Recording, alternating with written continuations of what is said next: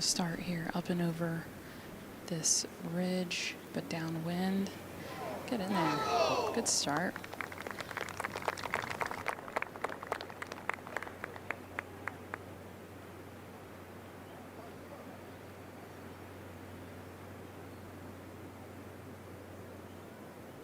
Well, his speed's solid again. We saw that when we followed him on day one. On the long putts, Collin had plenty of tap-ins, kind of inside a foot and a half a lot of times on those long putts. So certainly that's been a positive this week for the two-time major champion. But to see him only hit 7 greens in regulation yesterday, that is kind of unheard of for Collin Morikawa.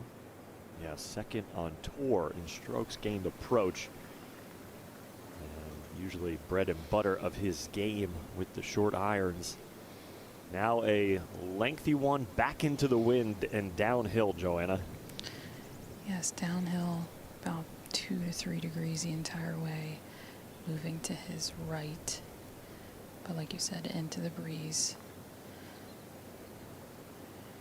This needs to go.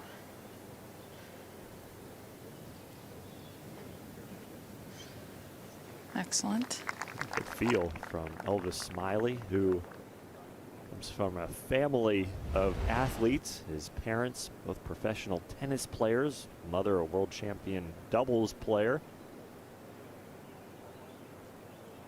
Just not playing enough break there, but that's just, you know, these downhillers, they take a long time to get to the hole. There's all kinds of meandering. That one actually seemed like it broke just once. We have seen a lot of double and triple breakers so far this week. That one wasn't from Elvis.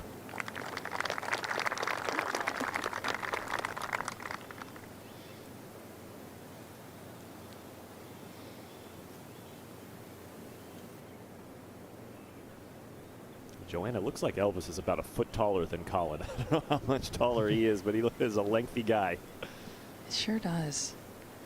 I wonder what he can get his club head speed to with this driver. It's a very common stature nowadays with tour players.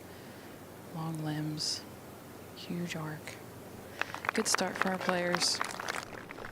A couple of stress-free pars here at hole number 1. Smylie remains at 7 over for the championship.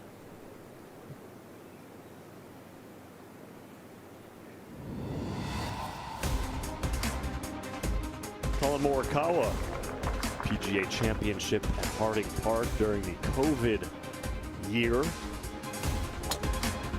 Californian winning on his home turf. And the signature shot driving the green on the par 4.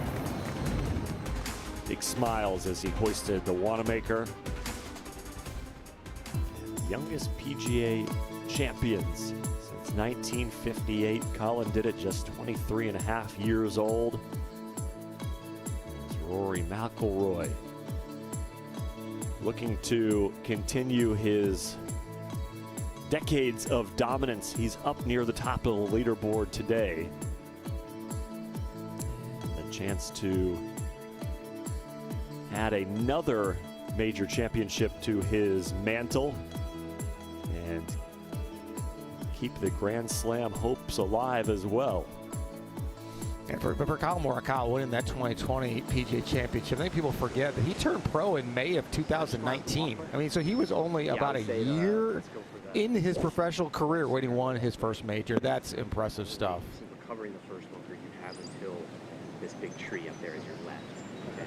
Right rough is okay though to this point. Yeah, that's correct. Yep. Wind is in a little from the right. Okay. Mostly in.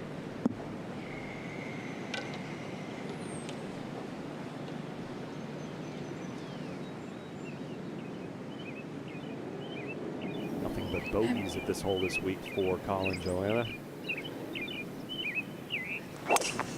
This one has been a hard fairway to hit. I'm not sure if we've really seen many players hit this fairway in the 4 rounds we've been covering.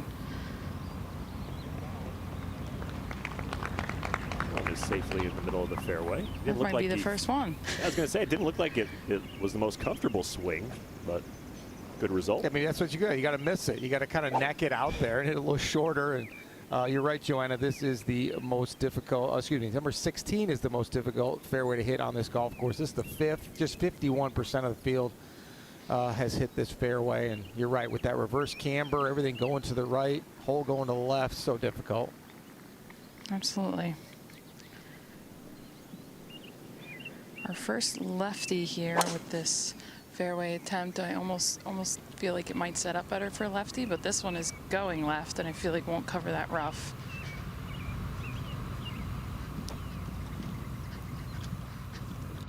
Trio of bunkers, and then the large patch of rough, and then another trio of bunkers. It's kind of been a popular place to miss this week. Good luck getting up and down from there. We'll see where Elvis Smylie's ball wound up in a second.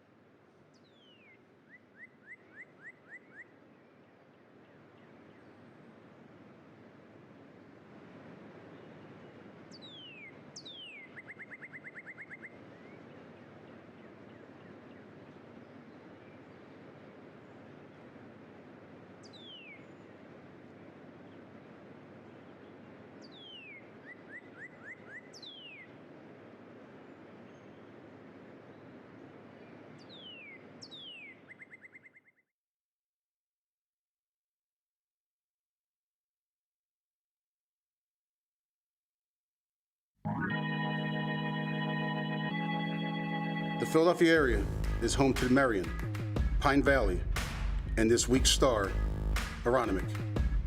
But around here, shrine status isn't limited to golf courses. Take Franklin Field, where the Eagles gave Vince Lombardi his only championship game loss. Right next door, the Fletcher, the Cathedral of college basketball. And back in the day, the Vet and Connie Mack Stadium were hallowed grounds. That invited the nation's eyes to Philadelphia.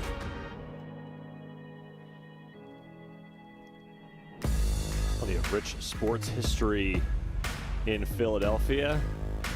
There you go. They're having fun posing for pictures with the fake Wanamaker this morning. It's a pretty cool That's setup actual there. size. That's right. That is okay. Wouldn't that be cool if Looks that a was little smaller on actual TV. size?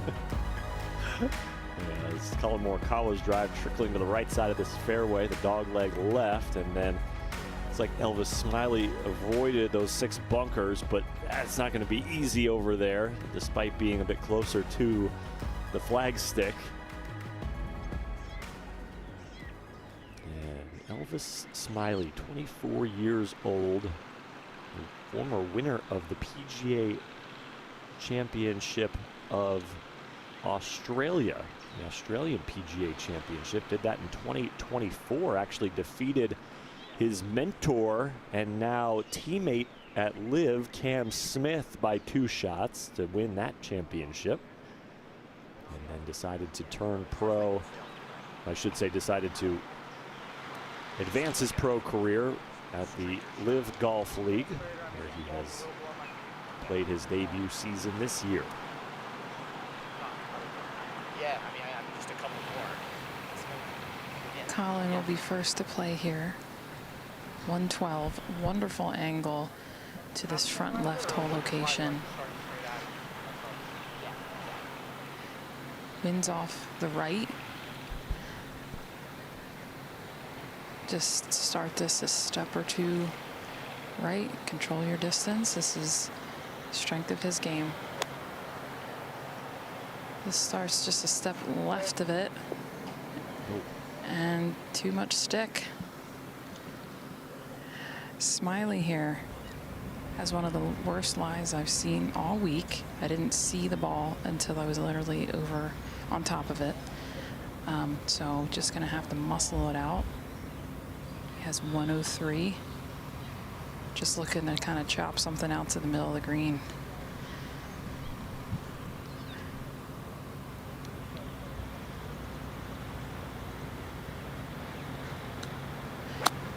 Comes out dead, heading to the front right.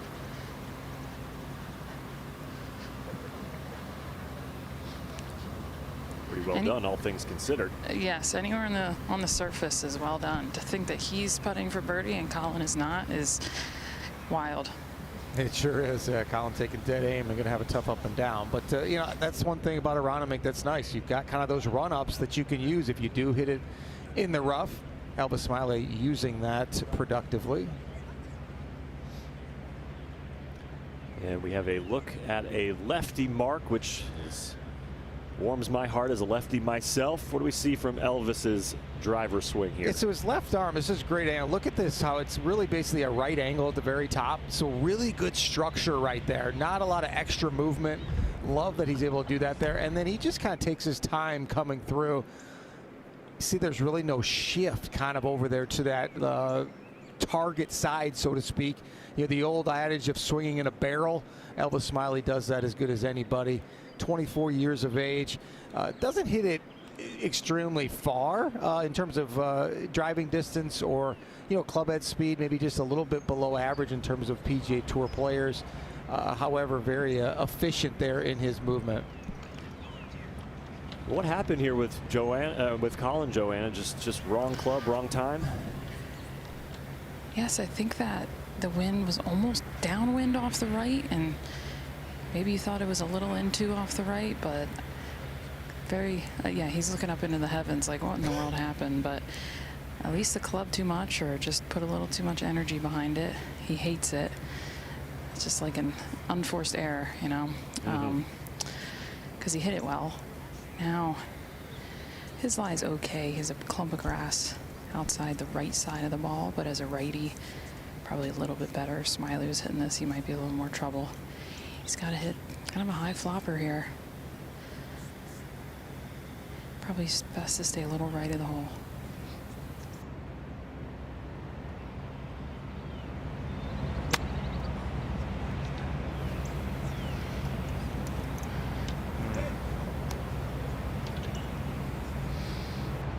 Joanna, for those of us amateurs who are uncomfortable hitting that flop shot, I noticed Collin getting really deep in the stance, bending the knees. Is that kind of the form you want to take when you're hitting that flop shot? I think it depends on the lie. I think he was okay kind of getting down and low and shallowing out that swing because there wasn't a lot of grass right behind the golf ball. So that was almost a bunker shot technique. If different lie, I'd say he wouldn't be able to get that low with his legs because then you're catching too much grass behind it. So it's just all lie dependent. He probably missed his landing spot by 2 paces. He knew he needed to send it out, but gave it a little too much energy here. Smylie with a long attempt to cross the green. It's going to go over this ridge that's about a third away from him. Then it's going to slide to the left.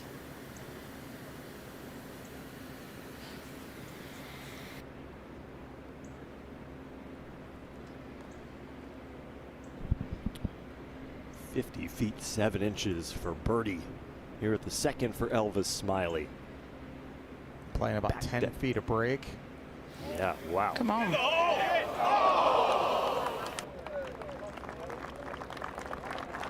Gave it a good run. As Smylie, good recovery from where he was off the tee. Sure was, and that thing had a lot of hope, didn't it? Kind of when you miss on the high side, just kind of creeping down the hole, you down the hill, you just keep thinking, oh, maybe, just maybe. He's had a couple of putts in the 20-foot range over the course of the week that he's been able to drain. That looked good for a long time. Collin from just off the green, his feet are above the ball, so you feel like it's going to kick it right early, then straighten up. Come on. What a par save. Just like he drew it up. In the middle of the fairway, airmails the green, and then a nice putt for par. As can wash away the frustration of that approach shot. Yeah, it feels good. Now, I mean, these guys are obviously not going to win this golf tournament, right? I think for Elvis Smylie, top 15 is a reasonable goal, but he's still going to probably have to shoot about 63 today to even have a chance at that. That gets you into next year's PGA Championship. And, of course, for Collin Morikawa, every shot matters at the end of the year when you're talking about the FedEx Cup rankings.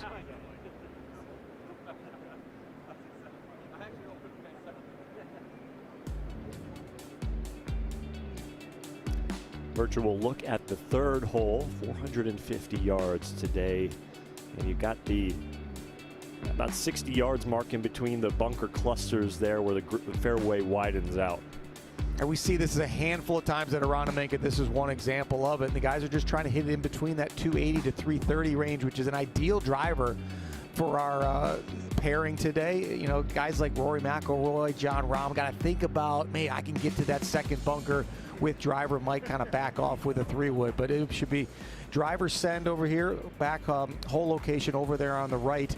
Kind of a tough little spot to get to, 10 yards from the right edge of the green though, so there's it's open. Once again, there's obviously a ton of slope over there as we see at every green here at Aronimink.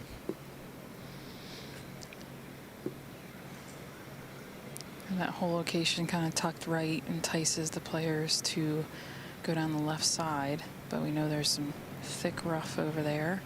Wind is off the left. With Collin's little cut, he's going to have to start it down the left side. And that looks well done.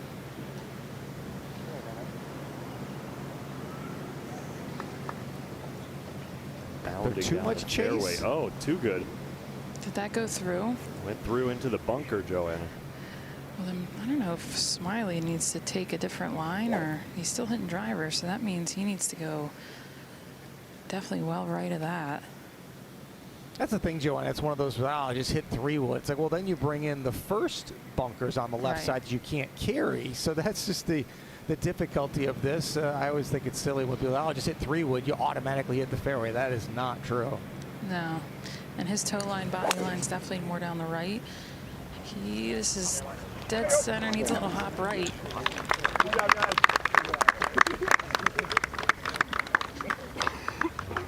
It continues to kind of veer towards the left side of the fairway, but safe. Collin Morikawa in the fairway bunker at the third.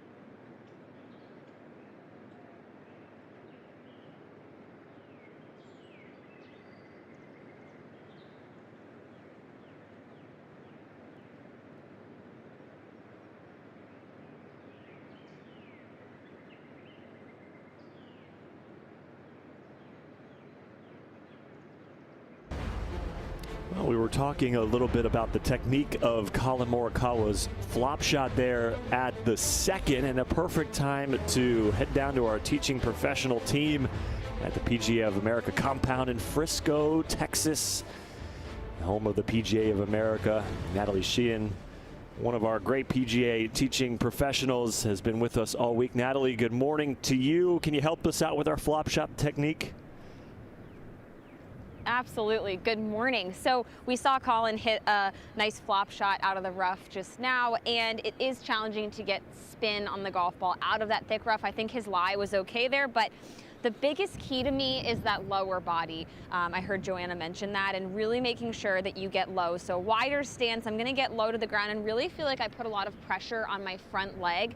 The other key here is making sure we don't pop up and out too much on this shot. So when I hit this shot, I'm gonna open the face, I'm gonna feel like I add some wrist hinge in that backswing, but I'm really feeling like this front leg stays bent and low through the ball, and that's gonna help make sure we make that nice contact. Always taking a decent sized backswing here as well, and having some speed through the shot there, and we can get that ball coming out nice and high. But focus on that lower body more than anything else. I appreciate it, Natalie. Thank you very much. And I think, Mark, one of the things for me as an amateur is just how scared I am of thinning the ball. And it's more of a mental thing than anything else when attempting a flop shot like that. No question. And for Natalie Sheehan, she is pretty much 100% in hitting quality shots when she tells us what to do. And that's hard to do. You kind of explain it, and then the pressure's on you. So well done, Natalie, with all these tips that you've given everybody, including myself, to go ahead and use. In terms of that kind of shot, too, you think of the great Seve Ballesteros and how he would get really low in the bunker and get far away from it, really lower the handle to the sand and go ahead and hit those high, soft bunker shots from really tough spots. Seve Ballesteros could beat you with a 3-iron with your 60-degree stuff like that. So I think also to your point, Eric, in terms of being scared about thinning it, the more you practice, the more you can trust in your technique on the practice area, then you can take it out to the course and then hopefully build some confidence there with some quality shots. That's right, and I know Natalie is a very, very busy person, but she can play, so I'm not surprised she can pull off some shots like that under the lights. So Smylie up first, 102. Tough to get to this whole location because it is downwind, so we're going to get that big first hop even with a wedge. So he's looking to play this a couple steps left and use that back slope. Needs to sit. Couple poor wedge shots from our players this morning. Collin has 99 from the fairway bunker.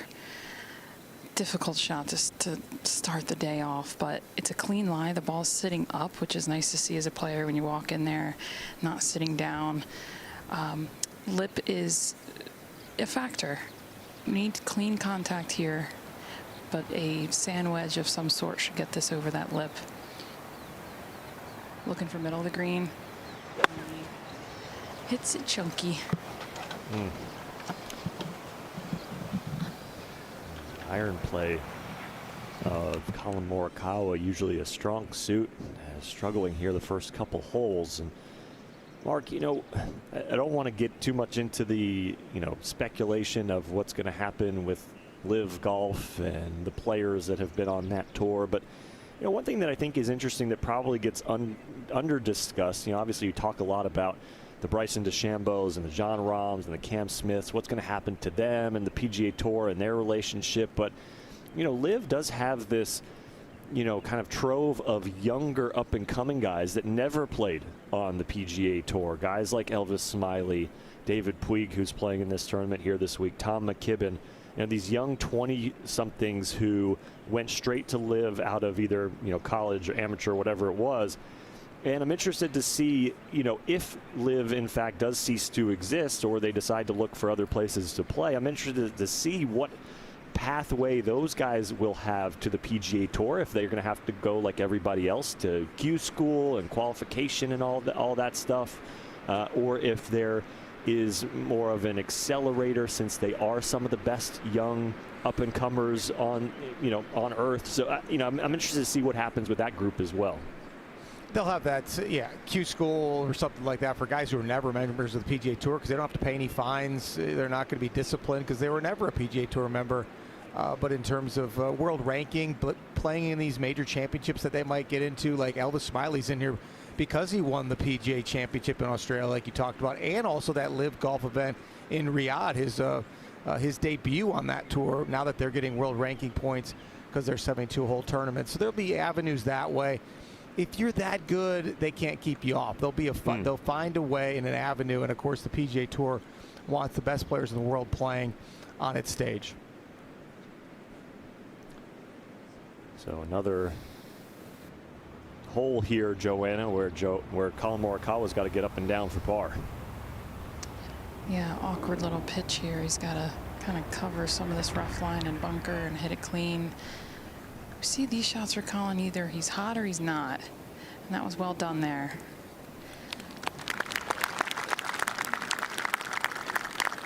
Six feet left for par there.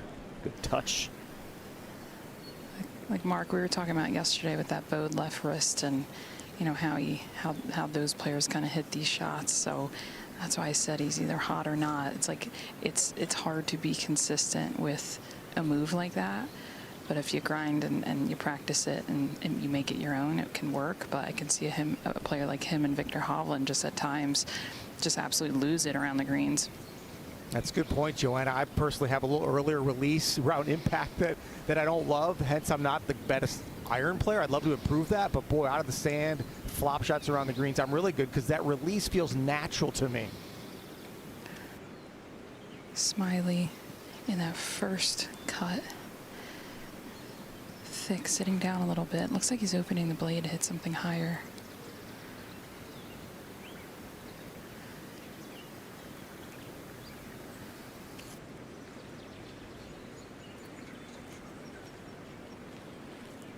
Very touchy little pitch there, got up in the air, but then kind of had the side sauce going right to left.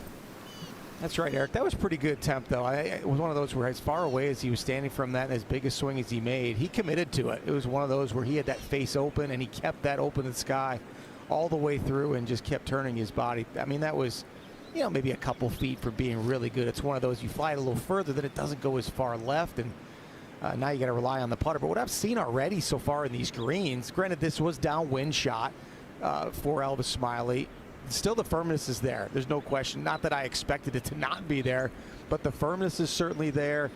The wedge shot he hit into this green really wasn't off by much, and hence he's still chipping. So it just shows how precise you got to be in these approach shots. It's only going to get more difficult as our leaders tee off later this afternoon.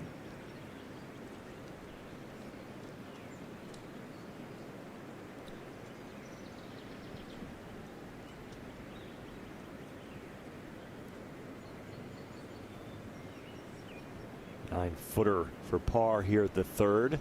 Well done by Smylie.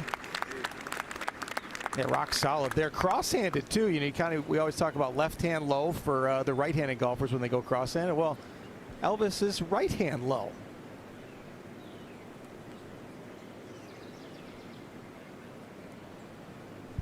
And Collin knocked this one to about 4 feet.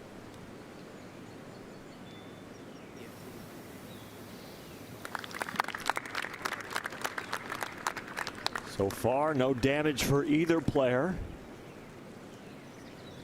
As fours across the board for Collin Morikawa, and he remains at 5 over par. 460-yard par 4 here at the fourth. You can see the third round yesterday, only 7 birdies on this hole. Very similar to the third hole, right? You see these cross bunkers that are both on the left side. So it's almost like, wait, did I just play the same hole again here on the fourth hole? But it does go a different direction. Granted, the wind isn't strong yet today. Slightly different wind direction for these guys and a different hole location, but still difficult in its own right. Obviously on top of that little ridge there, anything short of the hole is probably going to get rejected. But anything that lands up on top is going to have a good chance of going over the green. So a par, a good score here at the 460-yard par 4. Ninth toughest hole of the week. Playing a little bit over par. Morikawa with a bogey at this hole yesterday en route to a 4 over 74.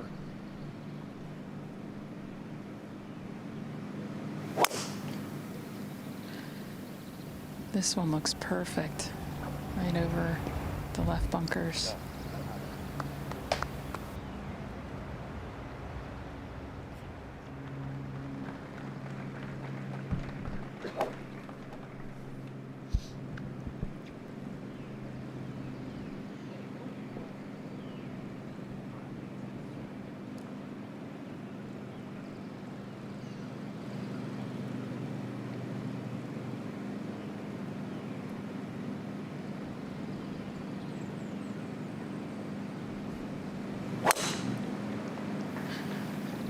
Smylie, right center. Not sure if it's going to catch that right rough. Looks like it's going to be okay. Yeah, smooth tempo, isn't it? Love watching Elvis Smylie swing the driver. Really good looking swing. Nice hold at the end as well, so you can see that form and that posture. Another beautiful day here in Philly.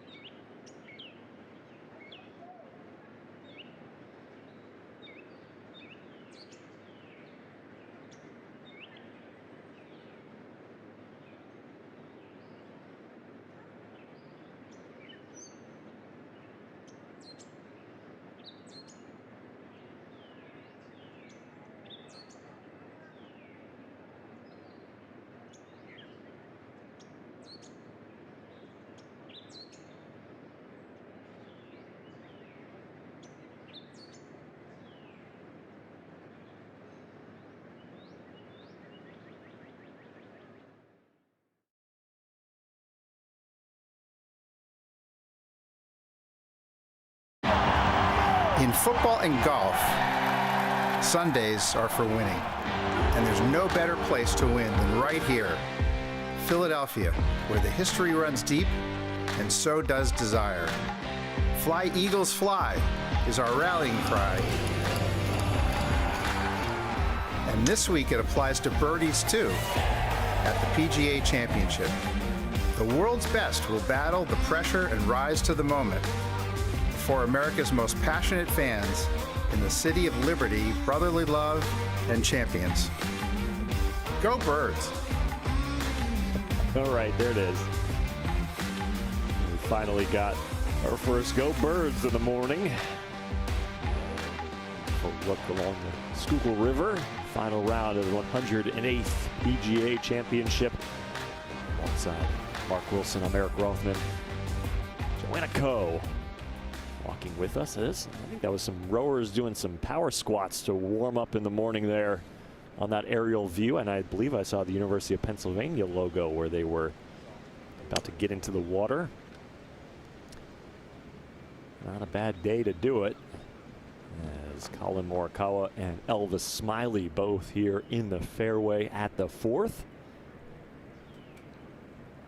Much warmer temperatures. It is a lot easier to be outside than those first 2 days when the temperature was right around 50 to 55 degrees with a northwest breeze. So much more comfortable starting out today.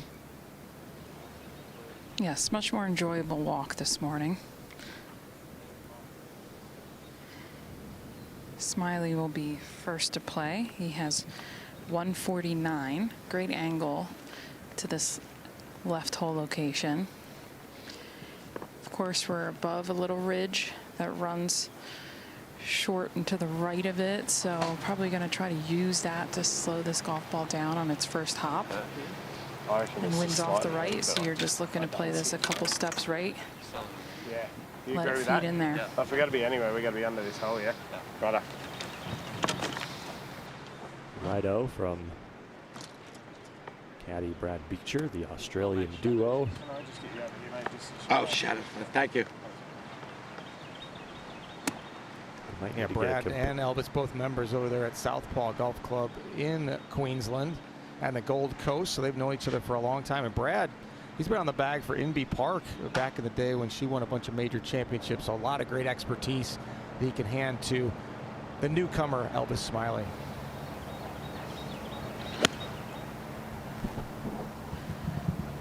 I feel like this needs to get up a little bit.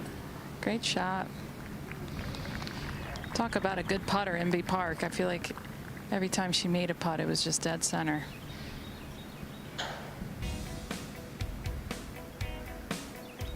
And a little bit of everything for Collin Morikawa at this hole this week. Birdie in round 1, par round 2, and you see Shorten in the rough. And a bogey yesterday, but he has outdrove himself here in the 4th round. Feels good to outdrive your playing partner, who's a bomber. He has 135. Looks to be on a good line. Gonna stay under the hole, have an uphill look for birdie.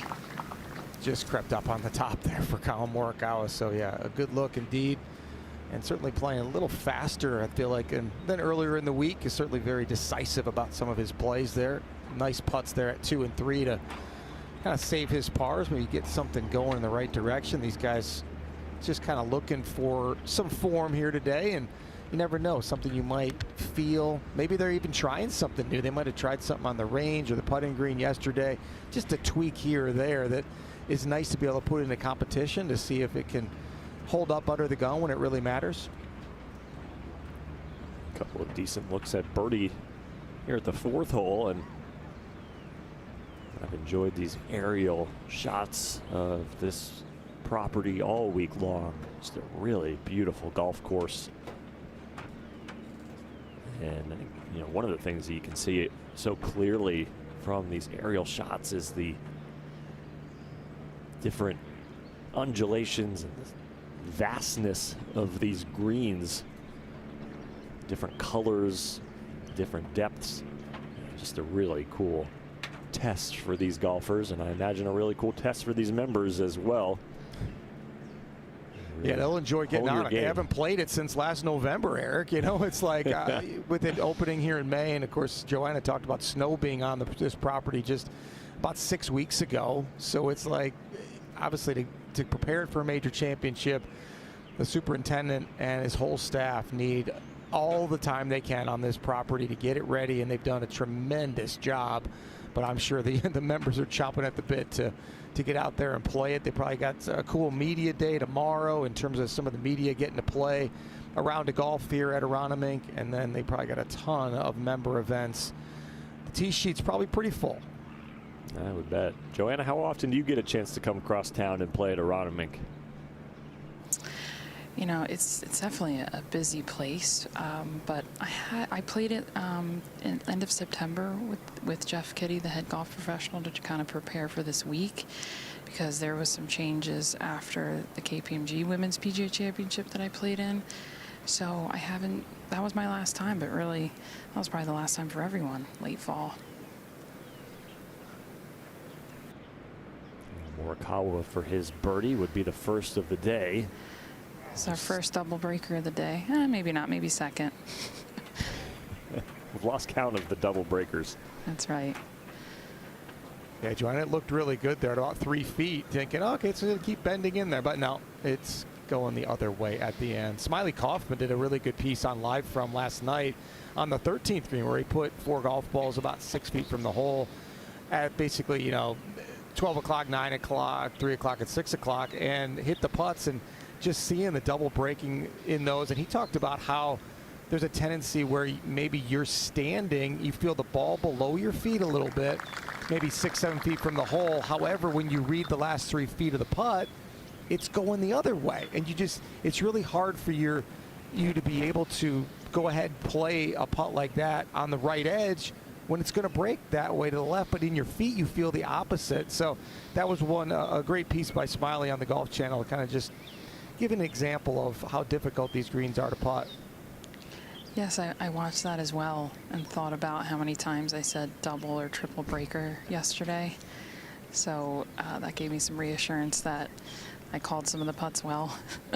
But also you throw in wind, so you take a double breaker and then the wind the first couple days. God, it messes with you. This isn't another double breaker. Could move right and then back left. There it goes.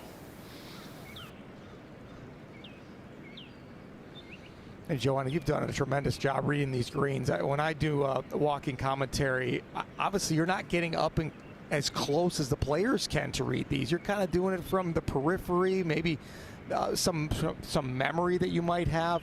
It is really difficult to read them just right. You've done a tremendous job of getting almost as good as the players can do. Thank you. I mean, it helps that I played in a major here, and I had a little putting PTSD afterwards because I remember all of this. So, and then to just play it with members casually, it's a great test. And then I have my greens book, so I feel like you take all three of those and you combine it, and you make an educated guess. Yeah, you've done a great job, Joanna, and maybe caddying in your future as well if you want to help these players read the greens. I don't know. Those bags are quite large. I'm all right with the microphone here. Fifth hole here, the par 3. See the different pin placements throughout the week here at the 179-yard par 3 fifth. And fourth round's going to be back in that kind of back left thumbprint there. Gil Hans talked about these being like commas, basically, because they're really not well-defined ridges. They kind of sit kind of at an awkward angle to the players. So you're hitting the best shot you can and still can be rejected. You see with this hole location, if you're going to go ahead and take this on, try to get it close to the hole, well, you're going to bring that bunker left into play. And if you just kind of veer a little to the right, it's going to catch that ridge. So very difficult to get this ball within 15 feet. Yes, to hit this one close, you need to stay left of that ridge, inside that ridge in the flag, but it's a very small target.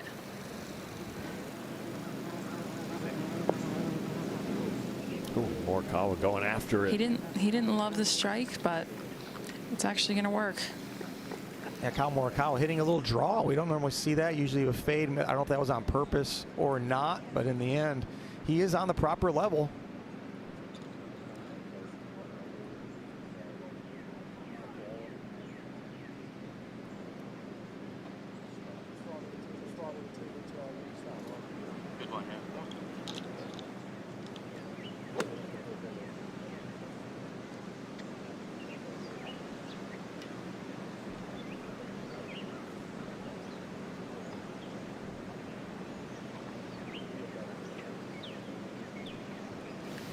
Getting some nice gusts here off the right.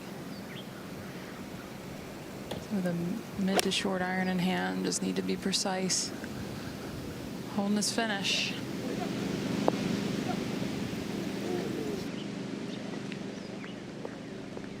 We'll have to climb the hill up the green towards the flag at the fifth.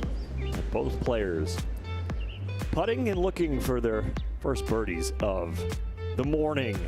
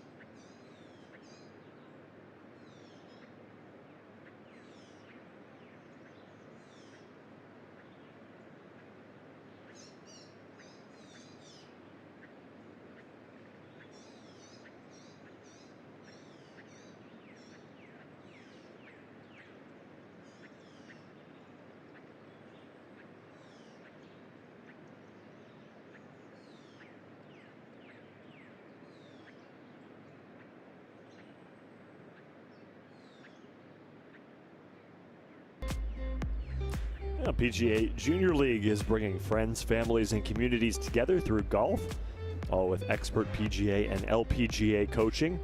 Find a team near you at PGAJuniorLeague.com. No yawning.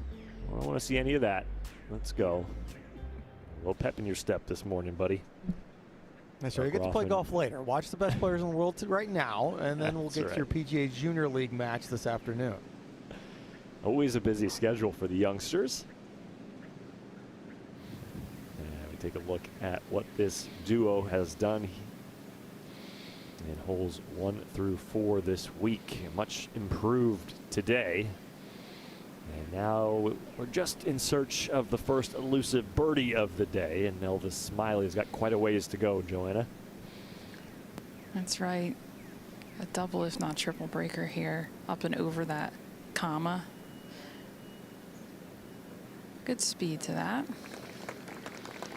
You know, I've realized, Joanna, you've used the term Rossed this week, referring to Donald Ross in these greens. We missed a golden crossover promotion opportunity here at ESPN. We should have had Randy Moss and the NFL Live folks here, as that's his thing. You got Moss. We could have weaved him in with our broadcast. Absolutely. I expect that on SportsCenter later. You can have Randy Moss calling golf highlights. That'd be great. That would be unique. I'd love to hear it for sure. Well, there's lots of athletes, the football players playing golf, and it's really cool to see that crossover. Yeah, I've gotten a chance to play with a few of the different greats in the NFL, and it is kind of fun to see their passion. I think it's a way for them to still compete, later on. Obviously, they can't play football anymore. That doesn't work, so they can go ahead and try to get better at something else.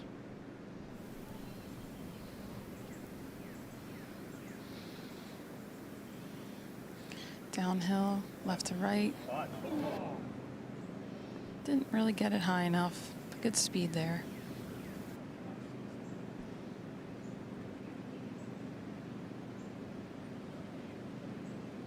Both of these players so far today, the mid-range and long-range putts have all been right around the hole. Good feel for them here on their 4th time this week dealing with these Donald Ross greens.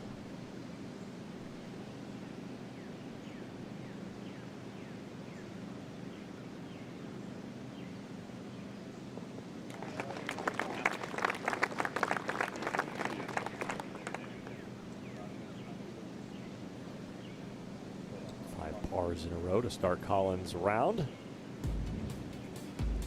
the 6th, par 4, 380 yards. Get a little aggressive. You want to cut down the right side of that fairway and over that cluster of bunkers. 269 carry.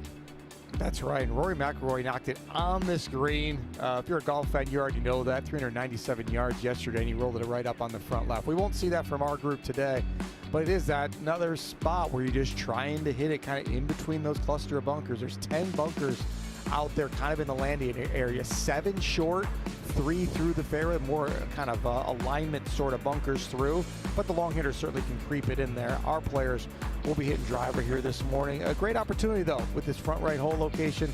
They're going to have just wedges in, so really important to get it in the fairway, give himself a scoring opportunity. Left edge, exactly. Straight left to right. Got a pretty stiff breeze right now off the left. Feels like it entices you to cut a little bit off of this dog leg, but Collin's gonna have to commit to a line so that we hit this fairway. Tug down the left, might hit left rough. Yep. Those are the ones, Joanna, you wonder, is that the back? Is it just not feeling comfortable, not able to turn through the way he normally likes to? It's not fun to play with injury. Golf's already hard enough. I can see this suiting a lefty a little bit more here. Feeling hit a sling and draw with this wind around the bunkers.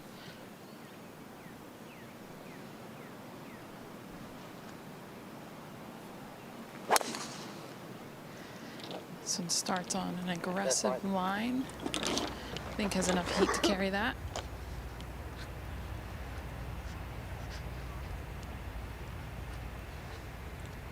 Elvis Smylie hits another fairway. The driver performing beautifully this morning, and he'll have a good look at the green here at the 6th.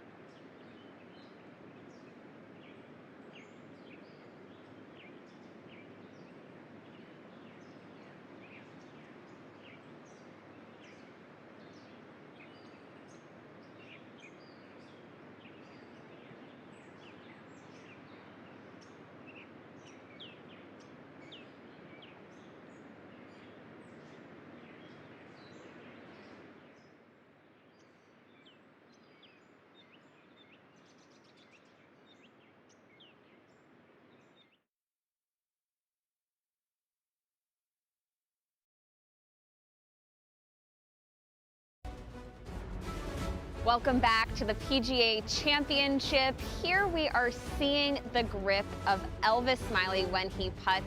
Obviously, as a lefty, it is different than many golfers who are at home, but one thing I want you to notice is his opposite hand is low on the putter. So if you're right-handed, he has his left hand low for a lefty, excuse me. So if you were going to switch to this grip, why would you do that?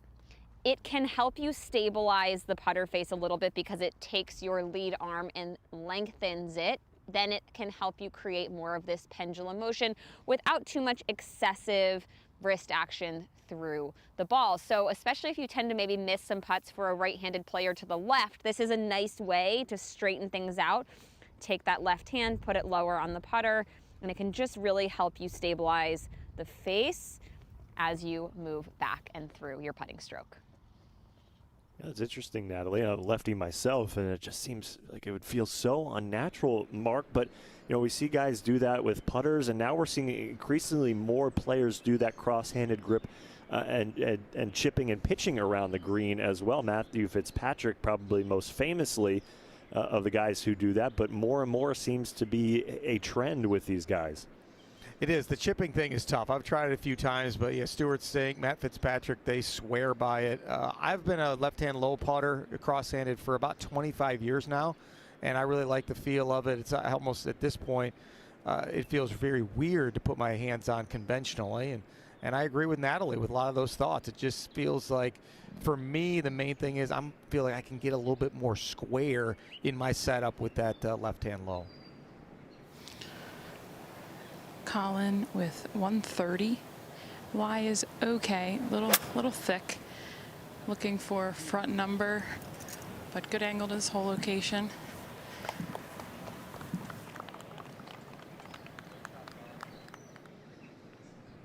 Makes its way toward the back of this green. You see that front left pin location.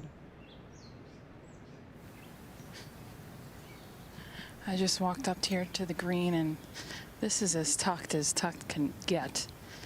It is just a big step and a half above this right greenside bunker. So this should be interesting for the rest of the day here, with players trying to get aggressive and make birdies on a short par 4. You got to be very precise with the wedge here.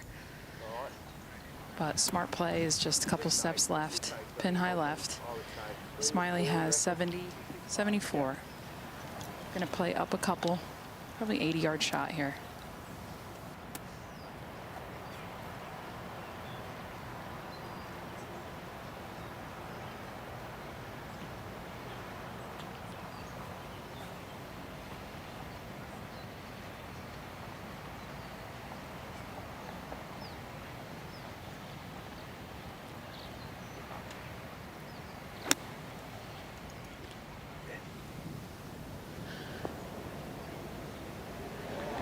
aggressive, Joanna.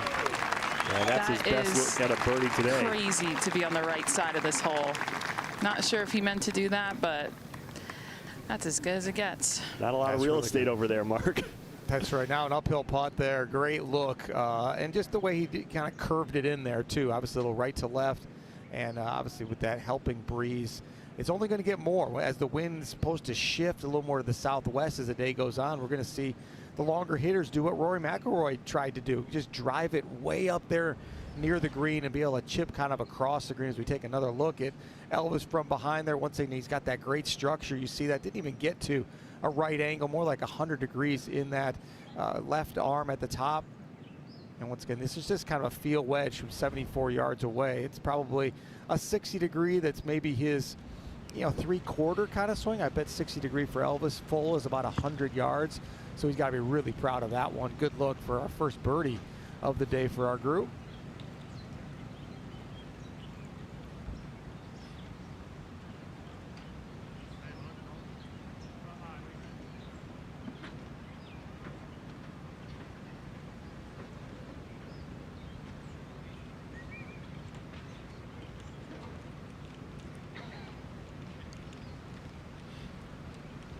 Collin Morikawa doing his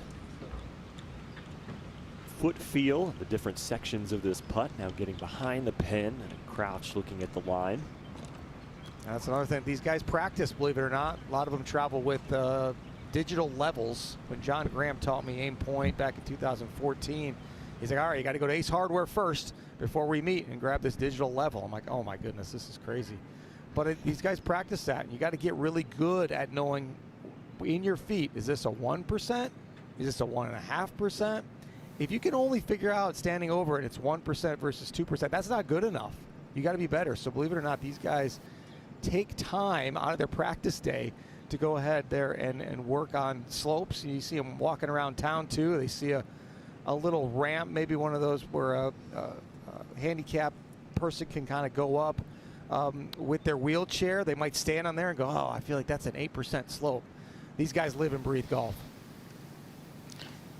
That's right. We have one of those like mini ramps in our learning center for those that have been taught aim point. Yet another double breaker here. Hard left to right in the beginning, right there. And then it's going to drift back to the left towards Smylie's ball. Morikawa, who has not made a putt over 10 feet since the second round. Just 45.5 feet of total putts made yesterday. All right, Joanne, I'm intrigued. You talk about this ramp in the Learning Center. Do you have a lot of different ones, or is it something that can be moved to go from 1%, 2% to 3%? Yeah, so it's like a mini skateboard size, right? You put your feet on it, and we can then lay the ramp with 1 degree, 2 degree, 3 degree, 4 degree, 5 degree slope. So you can just place kind of a little, what should I say, something underneath to raise it or lower it. So you can practice without even being outside.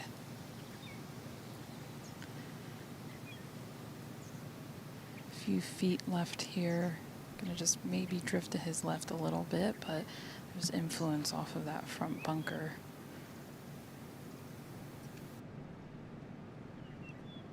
And a birdie for Elvis Smylie at the 6th.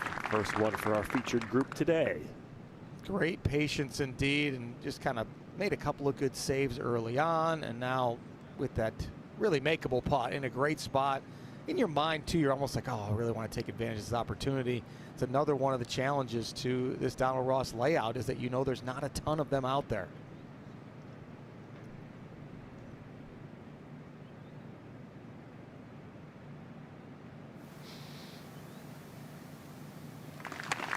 Excellent two-putt there. And another par from our Morikawa two-putt par.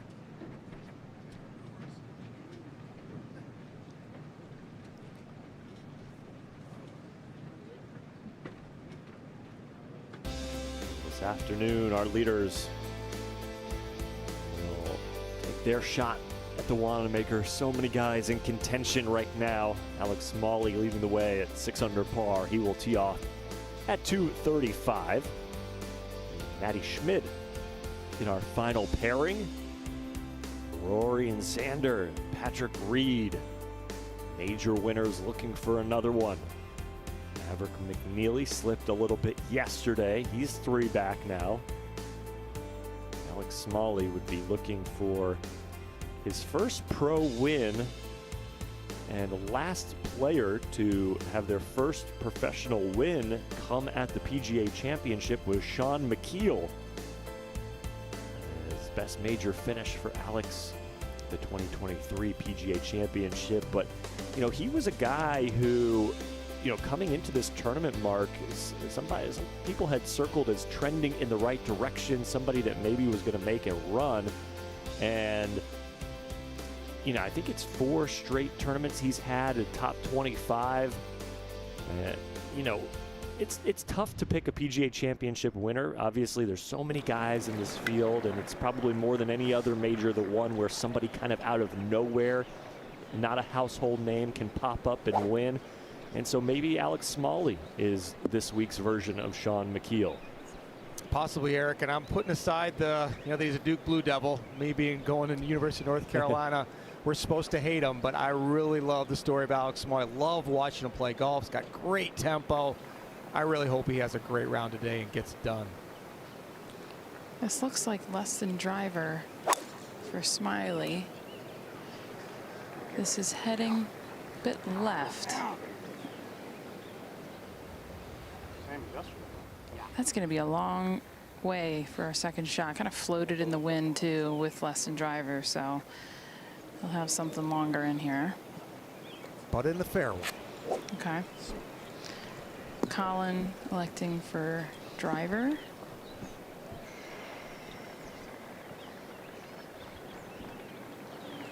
I was thinking the wind was going to lay down this morning, but it's really not. This isn't easy. You hope it's fair all day and steady. Nice. This is a touch left with driver.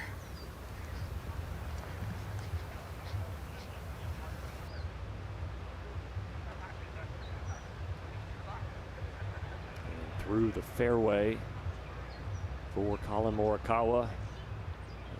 Digging out of that first cut. City Hall, Philadelphia. William Penn adorned. Downtown Philly.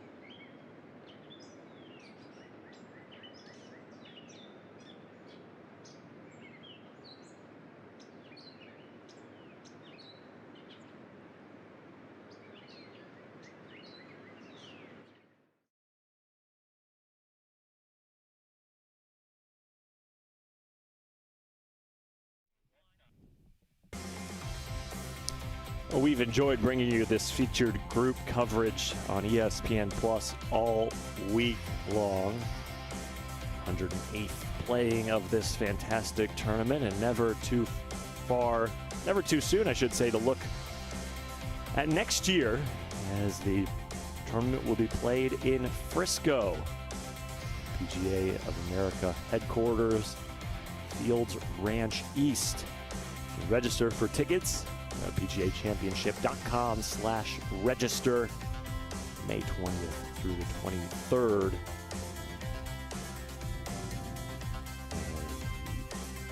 Tee shots here at the 7th hole. Right up the hill.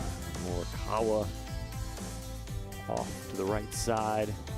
Excuse me, the left side. And Elvis Smylie, another fairway finder for him, Mark. And he hit 4 fairways all of yesterday. He's 5 for 6 already here today. All right, already beaten yesterday's total, and certainly it reflects in the score. For Elvis, too, though, happy to be here. He bogeyed 3 of his last 4 holes on Friday. He teed off at 7:30 in the morning, so he had a long, agonizing wait on Friday afternoon, wondering if he's even going to have a Saturday tee time. It moved late to 4 over par, and here he is, at least a chance to cash a check at a major championship. Yeah, and I don't know what that flight time is from Philly to Australia. It can't be quick after a couple days. 2 meters that way, it's just your shadow, that's all thing. So it's into ever so slightly right to left right now. You'll finish right edge TV toe, yeah? Elvis has 194. Back into a stiff breeze right now, probably blowing at least 15. Pin is back left.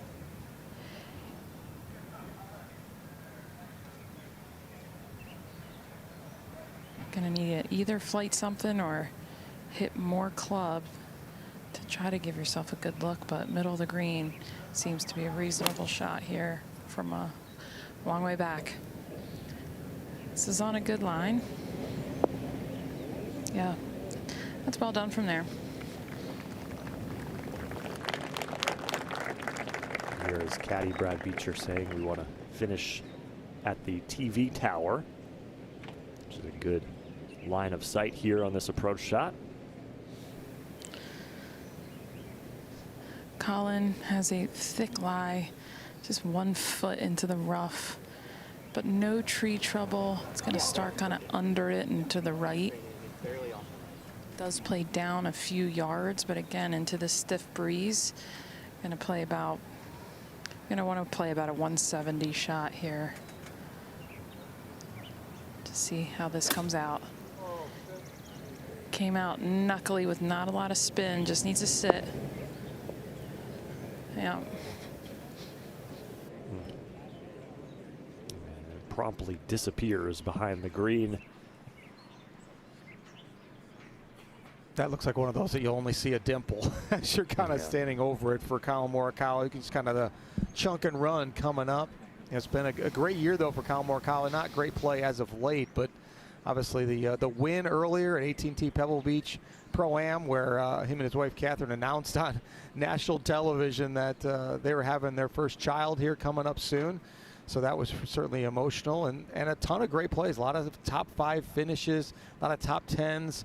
Obviously finished 62nd at the Cadillac just a couple of weeks ago, so not in the best form. And then this week kind of finishing down there at the bottom, but still here with a chance, you know, on a Sunday to kind of find something as you kind of continue to go through the year. A lot of golf left, two more major championships, the FedEx Cup run, and Collin Morikawa certainly learned a lot about kind of his mental game through this whole stretch, because physically he hasn't been 100%. No, he hasn't. And he talked about it in the interviews leading up to the PGA Championship, basically saying, I know it's healthy. I know the back is fine. It's just the trust factor and the mental side of it that I have to get over. And, you know, the last thing you want as a golfer, Mark, is more thoughts in your head. You want to be focused on your swing and the course, and you don't want to add in, how's my back holding up, tweak it, can I turn, you know. So anything extra to add to the mental load has to be tough. And you know, you mentioned it, Collin Morikawa struggling a little bit here, especially with his iron play, but also too, just we've seen how penal this golf course can be if you even just slightly miss the fairway. He's run it through a couple of fairways here on his opening 9 today, Joanna, and you know, he's only 5 yards off the fairway, but it's an absolute mess trying to get up and down.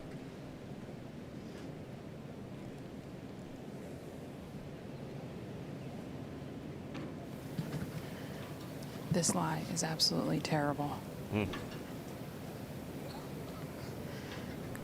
Going with that Natalie stance that we talked about earlier with the flop. Just trying to hit a bunker shot with this ball that's sitting way down. That's really good. Just to kind of get that pin high. He couldn't even go after the pin because right of it is off the green. So taking his medicine for sure, and you got to do that occasionally and just kind of rely on your putter. It takes serious discipline, and through all this stuff that he's been going through with his back, he kind of tells him that, hey, I can still shoot a good score in other ways. Maybe I got to rely on my short game a little bit more than my incredible iron play. It reminds me when we had our first child, and my wife and young son were traveling with us and with me, and I didn't have a good night's sleep because the baby was up all night long, and then somehow I was able to manufacture a 68 that day. It's like, hey, you know what? Everything doesn't have to be in perfect order. Don't use excuses. Just go out there and do the best you can.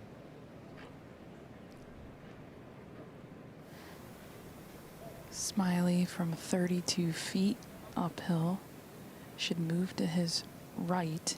But if you get this started out too far left, it's not going to come back. Just, you kind of had to putt it there. It's really turtle-backed back here on that front left hole location, back left hole location.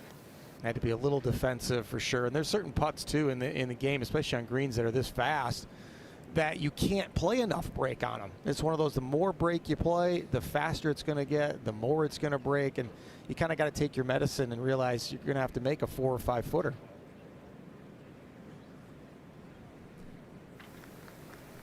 All pars so far for Collin Morikawa today, but not the easiest up and down from where he was. Still at 11 feet left. Make the par here at 7.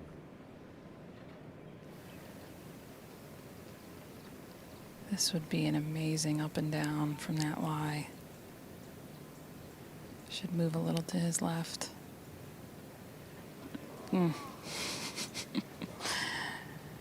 Just needed to play it inside right, not outside, but so hard to read these greens. Well, he made a great save at the second hole, didn't he, with that long par save? This one not to be there. It was a pretty good approach shot, too, from where he was in that really nasty lie. Just kind of took off over the green and then forced with another nasty lie. 1 over on the round, 6 over for the championship.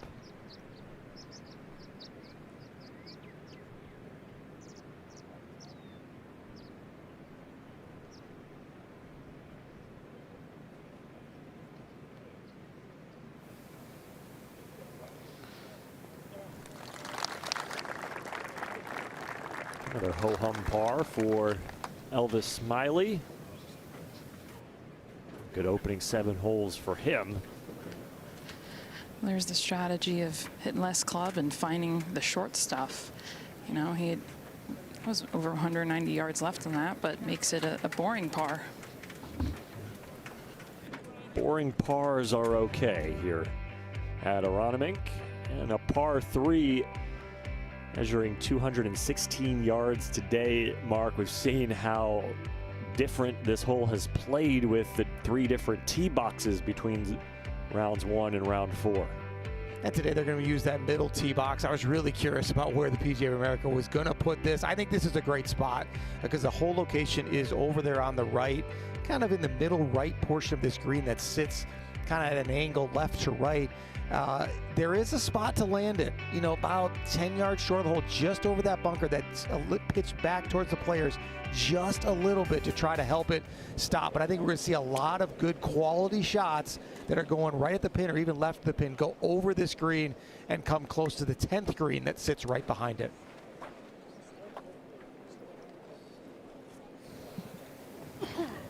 As we're looking down here, you can just see the shades of green on the green. It's light right where the whole location is, and then dark green to the left of it. So it's in an interesting place where, like you said, that 10th green kind of comes into play. It's going to be, it plays down 13, so we have 203 with slope, but the wind is freshening. It's gusting a little bit out here, and it's actually off the right. First time all week that it's off the right. So I feel like you have to either play this at the hole location and use the wind to take it away, or you have to be aggressive and kind of start almost towards the flag of 10 and let the wind take it in, depending on the shot shape. On the 10, mate. That's great. Looks like it's on like a hill, eh? I reckon where you're right there is perfect, mate. Yeah. I agree.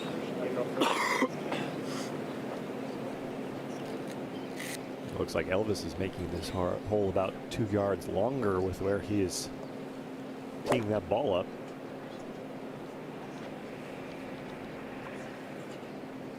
And the tee markers.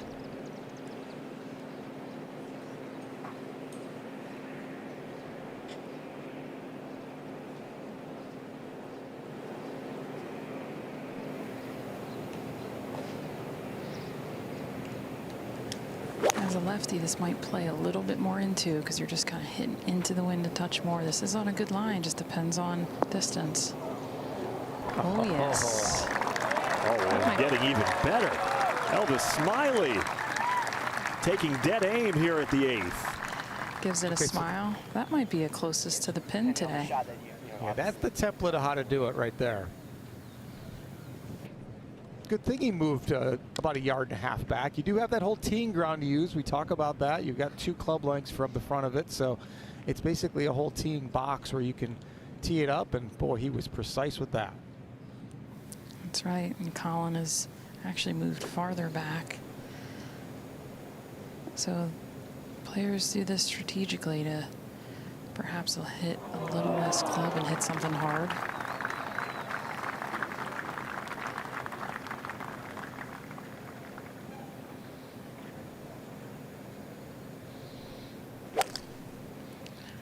This is starting towards the middle of the green and cutting just left of the flag. Nice shot. That's got enough distance too. Easy.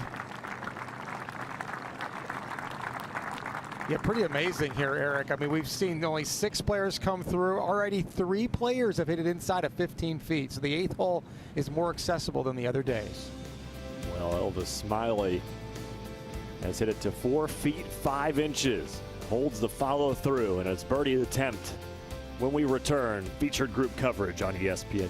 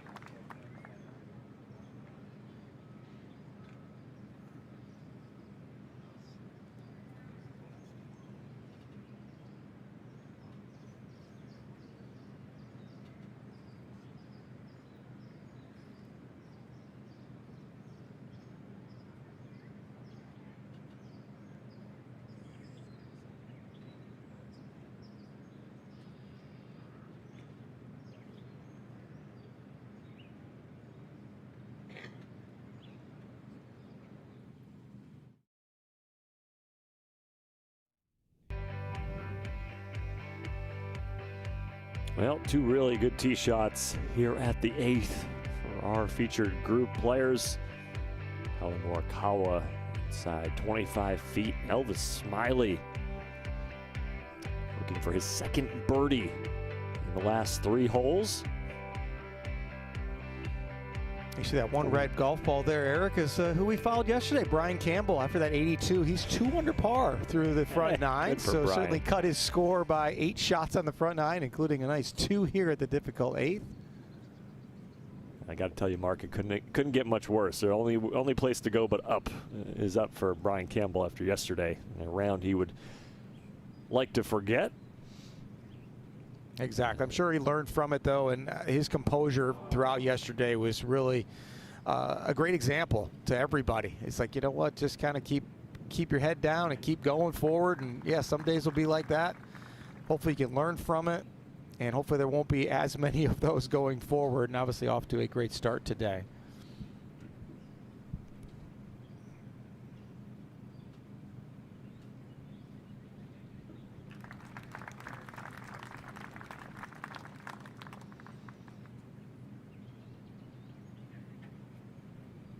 Collin Morikawa still without a birdie on the round today. Yet another double breaker. His feet are above the ball, so should slide right in the beginning. But I think overall this putt is a little bit more right to left towards the back part of the green. Oh, and just moves off the left side of the cup. And that was pretty rude, I will say. Hasn't made a putt outside of 8 feet this entire weekend. That would have changed things there, but not to be.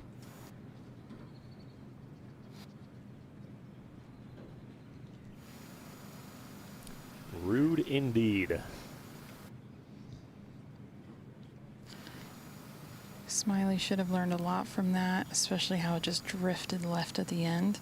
Of course, Collin's speed was more on the dripping side, I would say. So always putts that break are speed dependent, but I can see this being a right edge putt.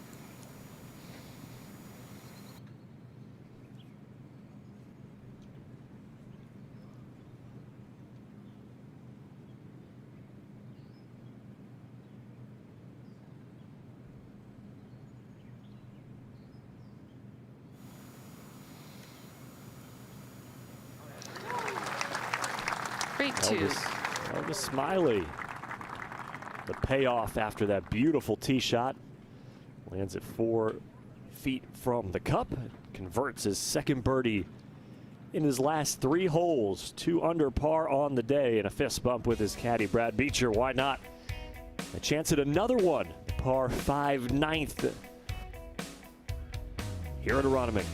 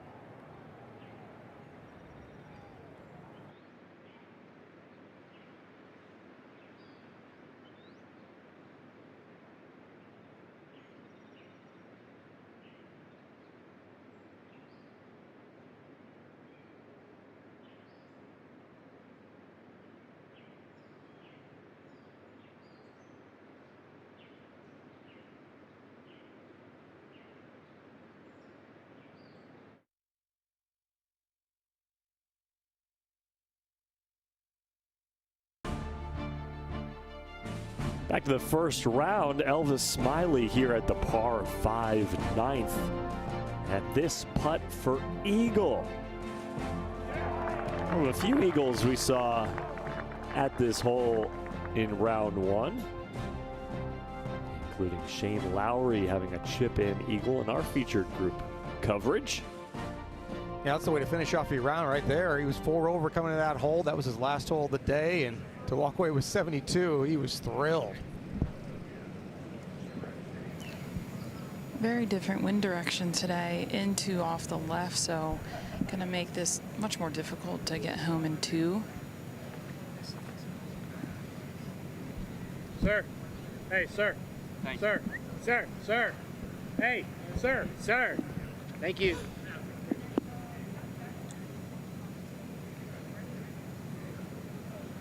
I always found it harder to compete when there's almost less people, because you really hear more things rather than a huge crowd and you just constantly hear this buzzing in the air. So you just had to back off for a second. This one is heading down the right side. It's going to catch right rough.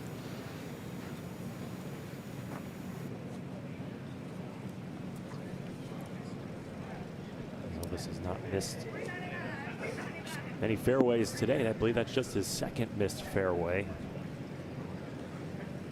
And Joanna, maybe he doesn't answer to sir. Maybe it's more like if he said dude or something like that.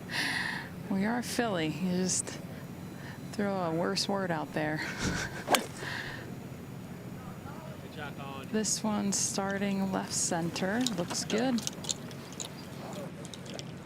Collin watches it the whole way. He's had some tough luck. Ball staying in the fairway this morning, but one rolls back to the middle. A good spot for him as tries to make up some ground here at the birdieable par 5 ninth.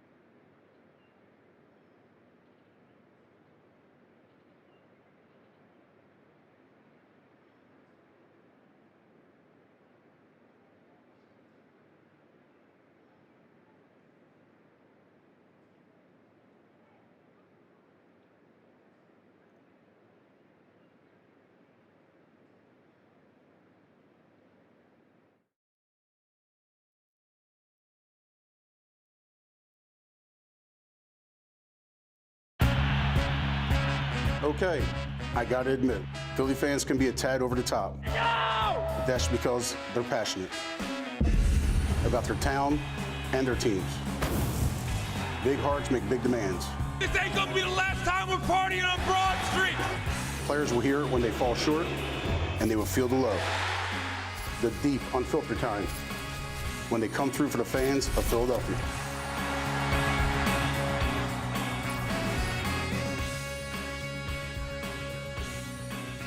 The reputation of the Philly sports fan precedes themselves. Future Eagles fan there. Some Cheerios here on this Sunday morning out with mom and dad. Well, those were those little fruit melt things that my kids ate when they were that young. I still eat those. What do you mean? Yeah. Because your teeth have fallen out, Mark. One for Lane, one for Dad. I was going to comment. I think the fan behavior here in Philadelphia has been superb. Perhaps I'm biased, but I'm pretty proud of their behavior because of we do get a bad rap, but I think it's been a pretty solid, respectful crowd thus far. There's still plenty of time left today for a streaker, Joanna. See a lot of Kelly green today. It's Sunday. Right. Typical so attire. we're putting you, right?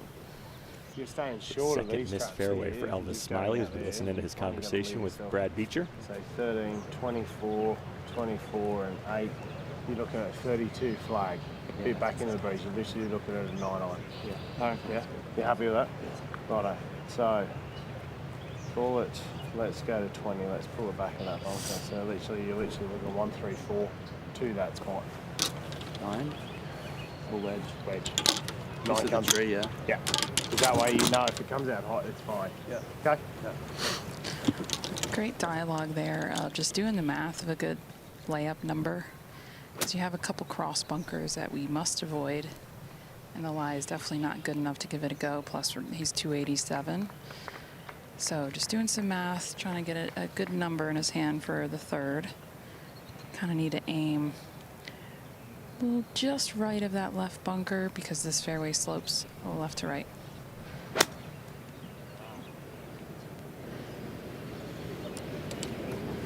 Yeah, either that came out thick or he just laid way back, but safe.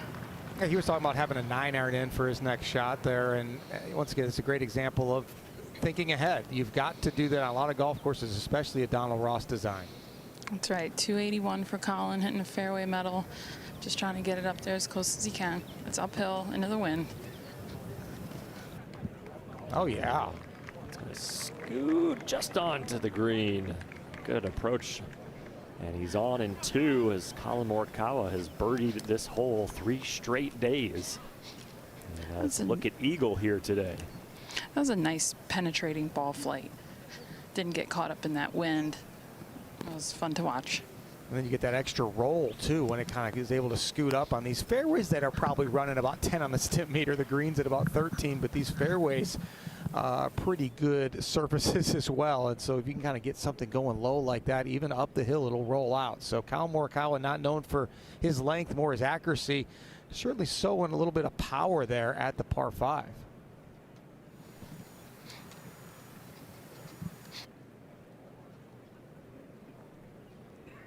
All pars and 1 bogey so far for Collin Morikawa, who was 1 under after his first round. And a 72 and a 74 to follow up the 69 on Thursday. And currently at 6 over par for the championship. He's played the par 5s well, Eric. I've been 4 under on the 6 par 5s he's played so far. Just 2 par 5s here to Aronimink, the 9th and the 16th holes. So this will be his 7th played. So he certainly can't, fault the way he's played the par 5s. It's more the par 4s that just, you stack up the bogeys on these par 4s at Aronimink. 12 of them, 8 over par this week for Collin Morikawa. Only 2 par 5s on this golf course. A par 70 for this championship. And this 9th hole has been a good springboard because you really feel like you got to make your mark on this front 9. Not many people, Mark, have done what Alex Smylie did yesterday, and that's go low on the backside. That's right. That front 9 has been basically about a shot and a half more difficult. So certainly some of the more demanding par 3s on the back 9 as well.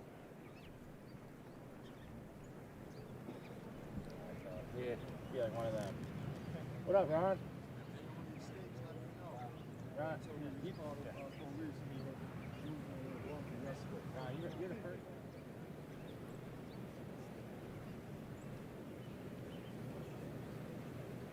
How far back is he, Joanna? They didn't come at me with a number, but I'm gonna eyeball and say $155, maybe 150. We know there's a false front here. Is the only concern. It looks good from here. Looks good from here too. And Smylie will have that for birdie. Yeah, that was good. He talked about leaving it back to about a 9-iron, and about 155 would be a 9-iron for him. Shot tracker just came in at 175, so maybe it was more of an 8-iron shot up the hill there for Elvis, but a beautiful approach to have another good look at a birdie to get his 3rd birdie of this round. You know, I was talking earlier too, top 15 and ties get you to the next year's PGA Championship. That's going to be a stretch for Elvis. I mean, it's going to have to probably get all the way under par, and being at 7 over par starting the day makes it tough. I know he grinded as hard as he could yesterday, but every shot matters too, especially when you come out the next day and have a really good round going. Sometimes you're kicking yourself, well, why didn't I just kind of hang in there a little bit better yesterday? I'm not saying Elvis gave up at all, but you just wonder in a player's mind, did you totally give it kind of your all and realize, hey, you know, tomorrow I'm playing well, kind of move up that leaderboard a little bit if I just can grind this out. Either way, this has been a great comeback for Elvis today. No doubt about it. And Collin Morikawa, we mentioned birdieing this hole all 3 days. There are 6 other players who have done that, including Cam Smith. And the connection with Cam Smith and our group, Mark, is his relationship with Elvis Smylie. As Elvis, as a youngster, actually awarded Cameron Smith scholarship that goes to up-and-coming golfers in Australia, and then actually beat his mentor and idol. Elvis did, beating Cam Smith at the PGA Championship of Australia. And now they play together on Rippers Golf Club on the Live Golf League, that Australian team, along with Mark Leishman and Lucas Herbert. Collin found a little plateau just in the sliver front part of this green. A little fortunate there, going to move to his left.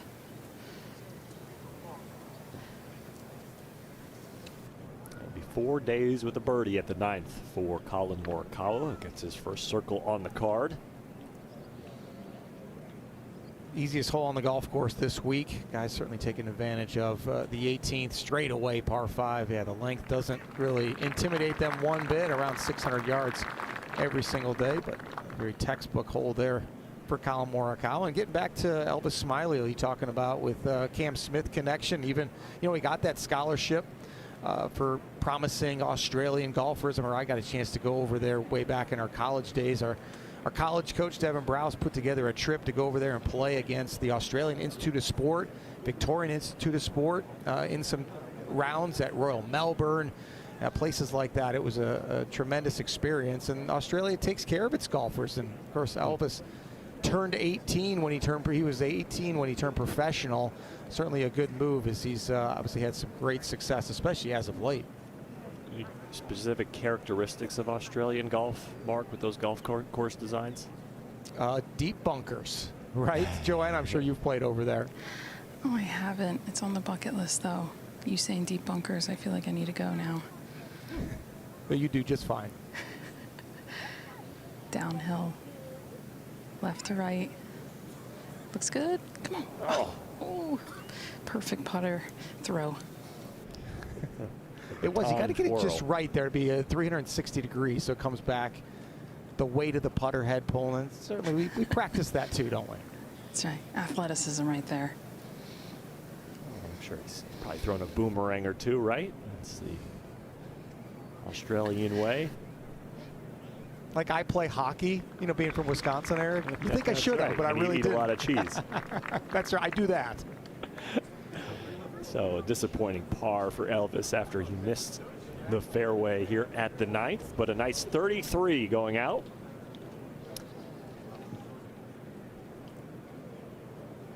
Flipping a catch, the baton twirl for Elvis Smylie.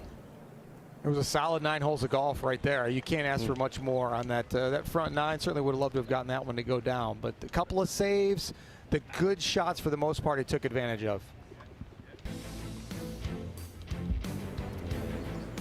Done with the putter early. This was a par save at 3. Momentum going a little bit. You know, really, though, he has set himself up so nicely with how he's driven the ball. 5 of 7 fairways hit. He was only 74 yards out on the 6th after a beautiful drive. dead aim at that flagstick. Birdie at the 6th hole. Get his score moving in the right direction. And a tee shot at 8, Mark. This is maybe the shot of the week for us in our featured group. Maybe the only one better was the chip in by Shane Lowry at the 9th on day number 1. But this was just a beautiful swing from Smylie. And the precision of it, and him talking with his caddy about how to play this shot, even backed it up about a yard on the teeing ground to hit it right into that upslope. Ideal approach shot. Finish off the birdie there at 8. So our group plays the front 9 in about an hour and 48 minutes. It's brisk pace this morning, and we see that the 10th tee box is back where we started, as it is shared with the first tee as well. And this one kind of hugs down that left side, and a pin placement in the back right today, so maybe not as challenging in terms of dealing with that water on the left-hand side, one of just 2 spots on the course where water comes into play. Morikawa's shot down the left center. Hopefully got a straight bounce down there. I guess when I was marking my yardage book this morning, was slightly surprised they didn't utilize a front left hole location on Sunday, but I can understand because of the traffic on 8. So they probably had to decide between 8 and 10. Make sure not too much traffic. Smylie ready to go. This is right, heading towards those trees and fairway bunkers on the right. Right there. Yep. Okay. Right in front of the tree. A couple holes in a row now, Mark, that the driver has betrayed young Elvis. Yeah, it's a popular spot out there. Not that they want to be there. We've seen plenty of golf balls over in that rough or those fairway bunkers. Makes for a tough par. No doubt about it. We make the turn here on day 4. The Wanamaker up for grabs at the PGA Championship.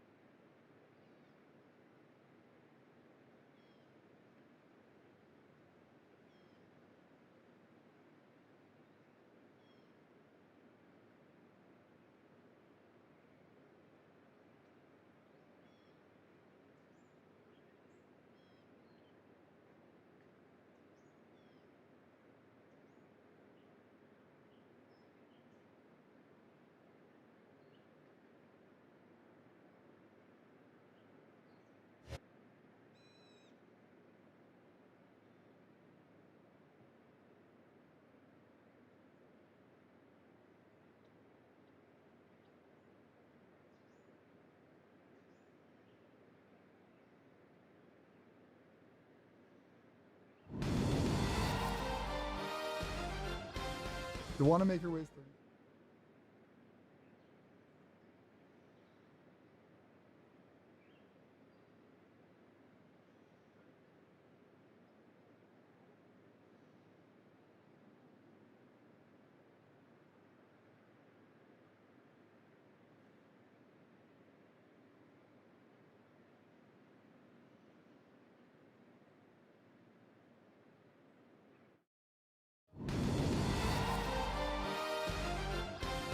The Wanamaker weighs 32 pounds. Which weighs more, the Wanamaker or the Stanley Cup? Stanley Cup. Thank you. And that's the Stanley Cup with all the big Stanley Cup, right? I assume it's less than the Stanley Cup. Off sheer size, I think it weighs less than the Stanley Cup. That is correct. Unbelievable. There you go. Huh. Did all right.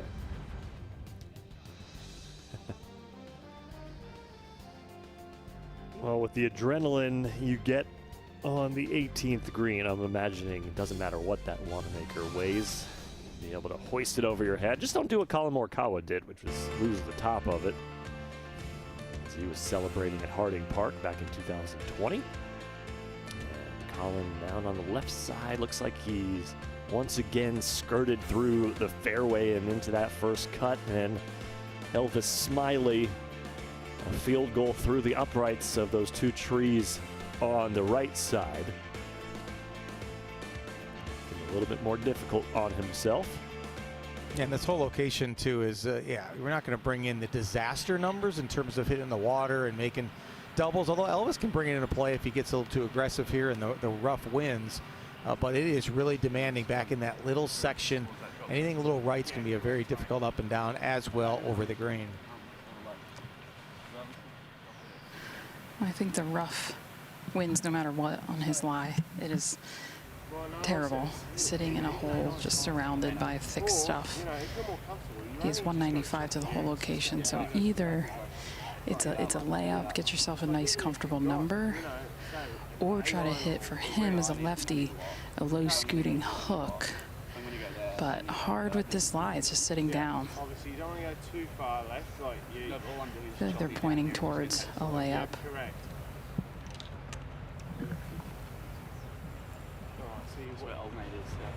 Yeah, so the maximum you kind of want to carry this is probably about 50, because if you carry it too far, it kicks left and down into that rough. Yeah.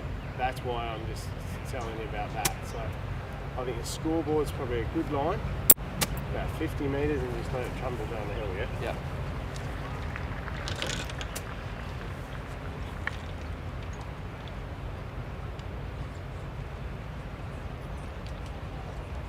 Just trying to fly this about 60 yards, they said, Joanna. Not surprised with this severe down slope, and you don't want to compound mistakes. So you're just looking to get it on the flat before the water. That even came out weird. It was a terrible lie. Mission accomplished. That's right. I couldn't get a look at Collin's ball, but it looks nasty sitting down. He has 154, but with a back hole location that could help him. And he just kind of safely played out right. Because, you know, in the back of your mind, if that rough tugs the hosel, you're in the water. So exactly, Joanna. Now he's over there right of the green, most likely, and kind of playing up that crazy slope. I think I see the golf ball in the rough over there. Oh, my goodness, that is going to be some kind of shot there. How will he flop it? Will he kind of hit it low into the bank to pop it up? It'll be interesting to see his choice. And he was looking down at that lie in the rough thinking, man, I hit a good tee shot. And you're 1 foot in and just atrocious. So unfortunate, a really difficult tee shot. Just 1 foot in the rough and you're hosed. That's part of golf, though, the kind of the adversity, and how are you going to deal with it? Is it going to be a poor me attitude, or is it going to be like, hey, watch this, I'm going to go ahead and play this smart and not take the bait and show everybody I can make a smart par from over here. That's right. We'll get a look at Morikawa's second shot. He pulled the trigger pretty quick after Elvis, so we didn't catch it on the first go, but the replay here, bounding down the right side and into that fluffy first cut, and to go over the bunker. You see the false front in front of the pin. Yeah, gonna be a fun shot here from Collin Morikawa.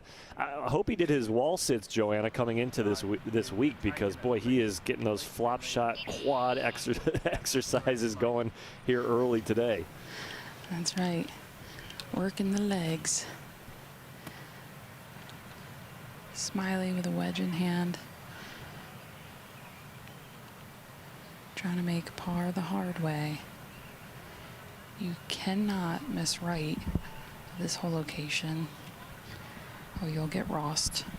So you're looking just left. There's a little valley it'd be nice to putt up from about 10, 12 feet left.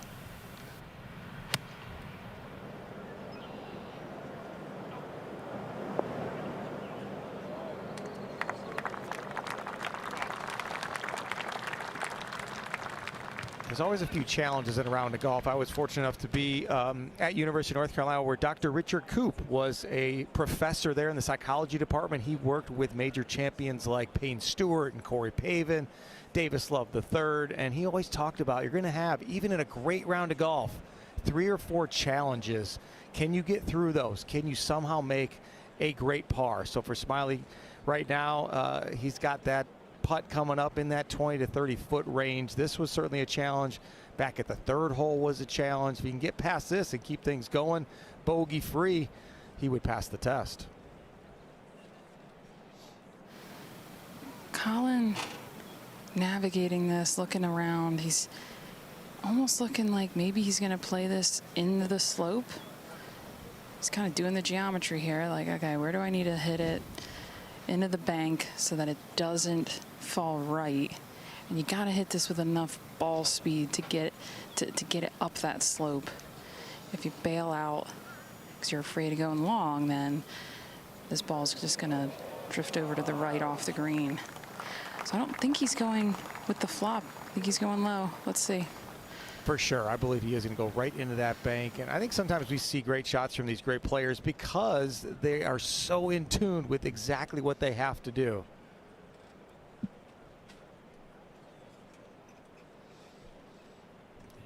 Tricky one here for Morikawa at the 10th. Oh, just cresting that mound. And safely onto the green with a look at par. All in all, you got to give that, I would think, an A-, B+ type of thing. It's going to be tough to get that within 20 feet. Easy to have it come back to your feet, too. Oh, absolutely. A defensive chip there. You could place 10 balls down for a mini clinic and hit it that many different ways and maybe never get closer than that. That's true in a major championship or just in a golf tournament in general. You got one shot at it. And so, yeah, there were many options, but the player is going to go ahead and think about the best option to kind of keep the risk level down, but still give yourself a chance to succeed.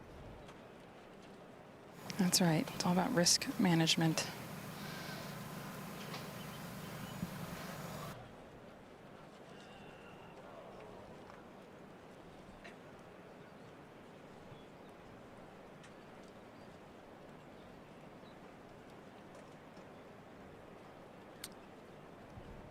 Elvis Smylie without a bogey yet today, but going to be difficult, Joanna, keep that streak intact here at the 10th. That's right, and not the easiest one to navigate here. This is the example of feet above the ball. He's gonna just kind of ride this ridge the whole time. Might slide left, could slide right at the end. Yeah, and he's off with the read. It's so difficult. So the errant tee shot is going to cost him for sure. He certainly could have saved it with a quality wedge shot, but that just gives us a little bit of a feel for what the leaders are going to see later today. Even if they hit a good drive, how tough it is to get it close to this hole location.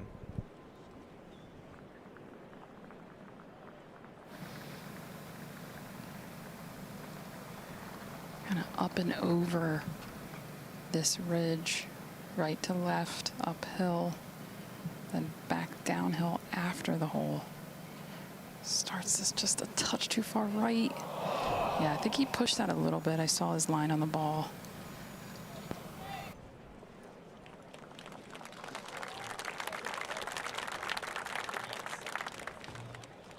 The second bogey of the day for Morikawa. 1 over this morning and 6 over for the championship.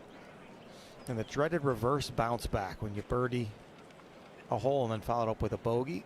Granted, the difficulty of the two holes quite different.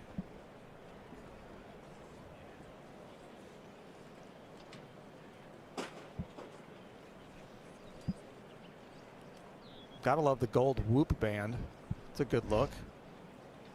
That's something Elvis Presley would have worn, don't you think? If there was whoop back in the day.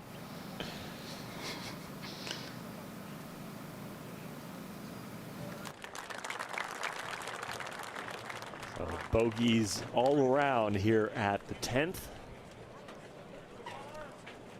First of the day. Glittery whoop. Shane Lowry, I think, had the same color on yesterday.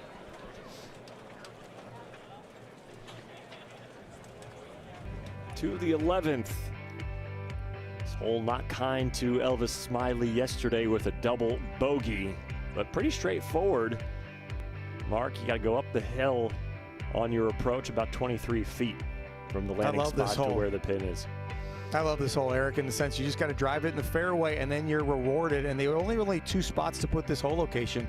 First and third round was the back left. Second and fourth round here in that front right. This now brings in that false front, a situation where likely if a player does miss it short and just a little left of the hole, it could roll 50, 60 yards all the way back down that fairway. So the guys certainly are thinking about that. With the firmness of the greens, they want to get it close. They got to challenge that false front. This is such a fun hole location. Collin electing for fairway metal. Wind is down off the left. You want to keep it down the left side for the best angle, and he has done that really well.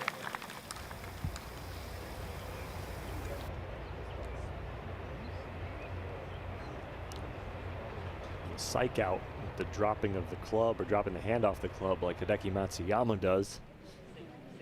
Maybe just wasn't a quality strike in his mind. Obviously, he's used to hitting the center of face and basically the size of a dime. But that is all good. Good miss. Great miss. That's what it's all about.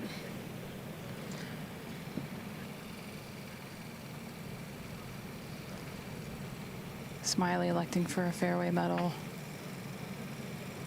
Kind of looking at the same line as Collin. This one's starting on the same exact line, a little higher, but looks good from here.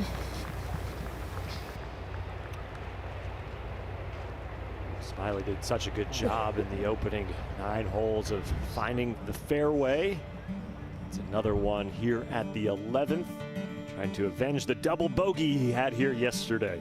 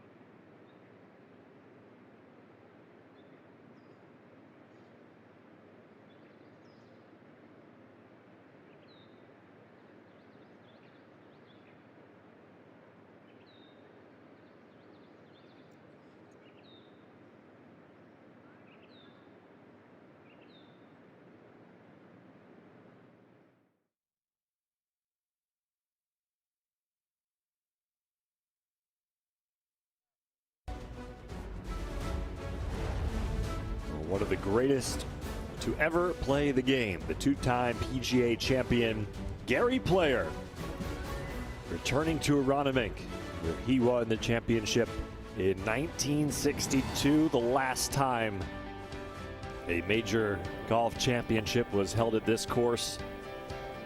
I wonder what they were running on the stimp meter that day, as Gary hammering the long putt. Big celebration for him.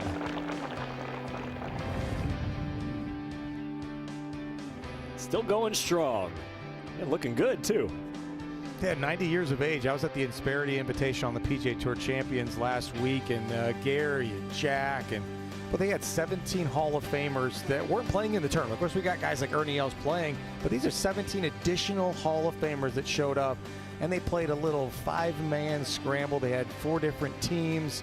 It was so fun. And Gary, Jack, Lee Trevino, Annika Sorenstam, and Hale Irwin were the winning team right there. And Gary wowed us with a lot of his fun stories. And, of course, his wife Vivian was along the way for a long time of his career. but she passed away recently, and he revealed that he has a new girlfriend. So feeling young at the age of 90. Yeah. Good for Gary.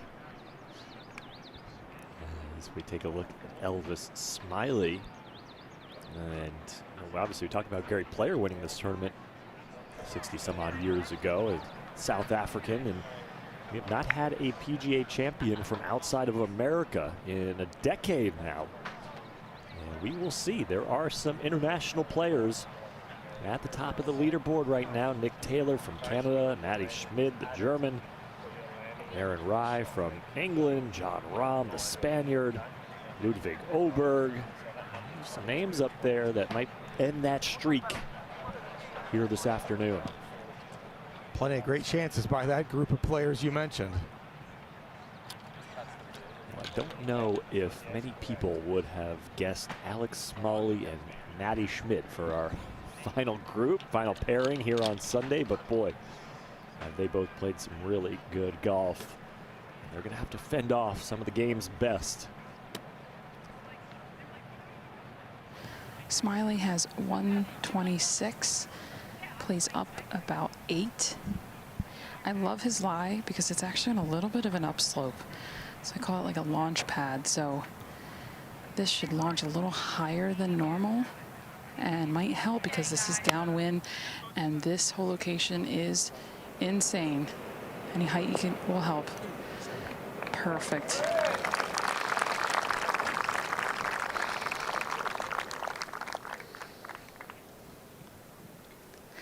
Collin with 113. Again, plays up 7 or 8, so 120. Flat lie. Getting probably just inside Smylie's ball. This one's landing a little shorter. Ooh. Very good. Aggressive play.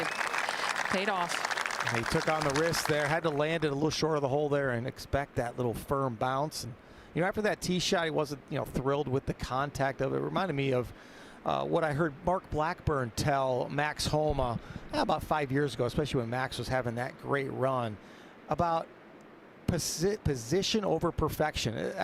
Us golfers can tend to be like, oh man, well, yeah, that was in the fairway and everything, but you know what? I didn't hit it solid. So what should I feel about that differently on the next one? Mark was telling Max, no, it's in the right position. You accomplished the goal. You hit it in the fairway about as far as you would on a perfect one. So let's move on and hit the next shot. I think that's a great mental mindset that we can all learn from. No doubt about it. And I'm sure something that, amateurs deal with too, Mark, especially when you don't play a lot, you don't practice a lot, and you get out there and you hit the ball one way or one feel, and it doesn't feel right, but it winds up being okay, and obviously you feel good about it, but it kind of makes it linger in the back of your mind. Do I need to adjust? Do I need to do something a little bit differently so that it feels a little bit better next time? But to your point, who cares what it feels like? You got to where you wanted it to go, and that's the tough part of golf, is just making sure that, especially for guys like me who don't play that much, it's like I want to make sure that I'm keeping the ball in play no matter how it feels. Yeah, it's about acceptance. There's no question about it. And, you can work on things later in the round. You can certainly develop as a player during the day. As we look at our players inside 10 feet for Collin Morikawa, Smylie's going to give him a good line on a good look at that on the similar line. But as a player, yeah, you're always trying to learn what you're doing. But when you're on the golf course, the main objective is to shoot a score. So why don't you make it the easiest for you? So be easy on yourself. We talk about being our own best friend. Think about, would your best friend berate you if you miss the center of the club face but you hit it in the fairway? Of course not. They would be on your side and say good shot and move forward. So be your own best friend out there. Hopefully you can shave a few strokes off your game. I don't know. You don't know the friends I play with. Are you gambling or? No, we're not that good. I think those comments are all in love, though, aren't they, Eric? Let's hope so, anyways. Course. Or jealousy. You hit that like crap, and it's still in the fairway.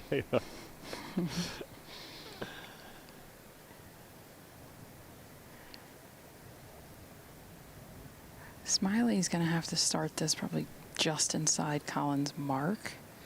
This is left to right. It almost holds up at the end, since there's just a ridge on the other side of this hole that kind of props up that side of the green.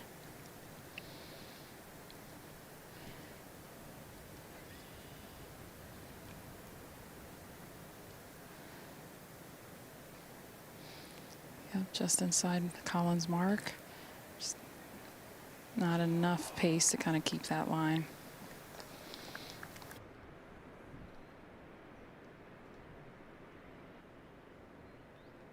Well, Elvis caddy there, Brad Beecher, we've mentioned, and he's also kind of, Elvis talks about him being a bit of a sports psychologist for him. That's kind of part of his role out there, and that's always one of the toughest parts, I think, of a caddy, to know when your player wants some encouragement and sort of when you just need to stay back and not say anything.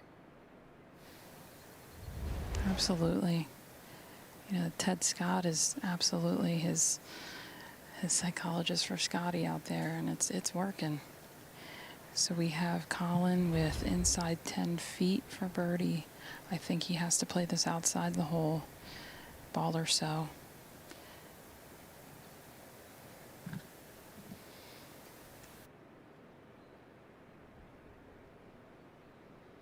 Just dripping it down there.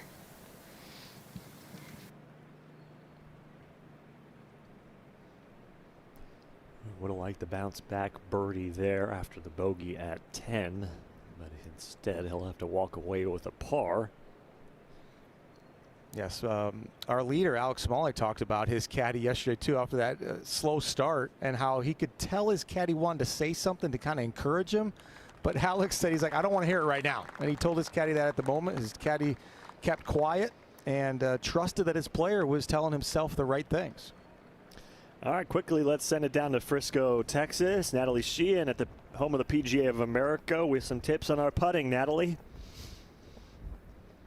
Thank you, guys. Yes, the story of the day yesterday and leading into today is a lot of missed short putts. That's why we're not seeing incredibly low scores on this golf course.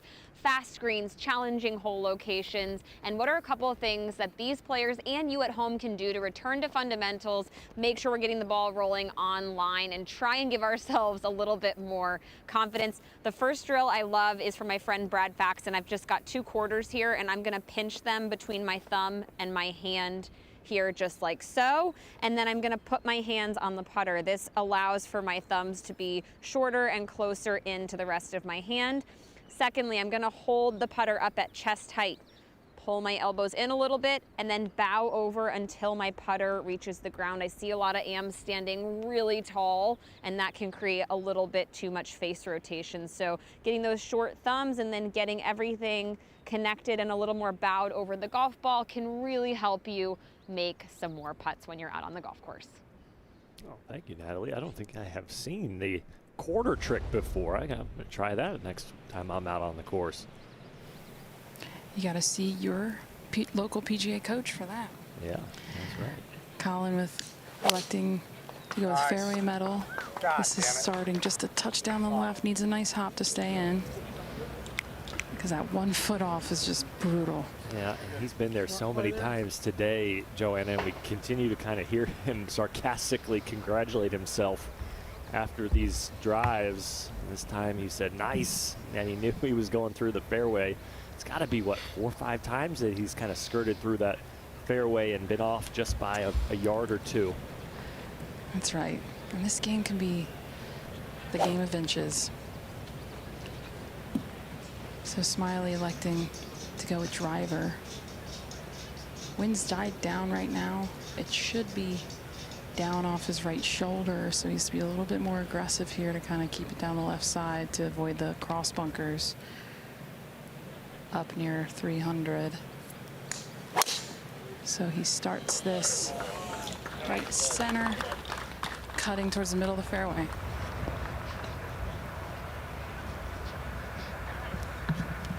Can't do much better than that. Dead center for Elvis Smylie. Round 4. PGA Championship.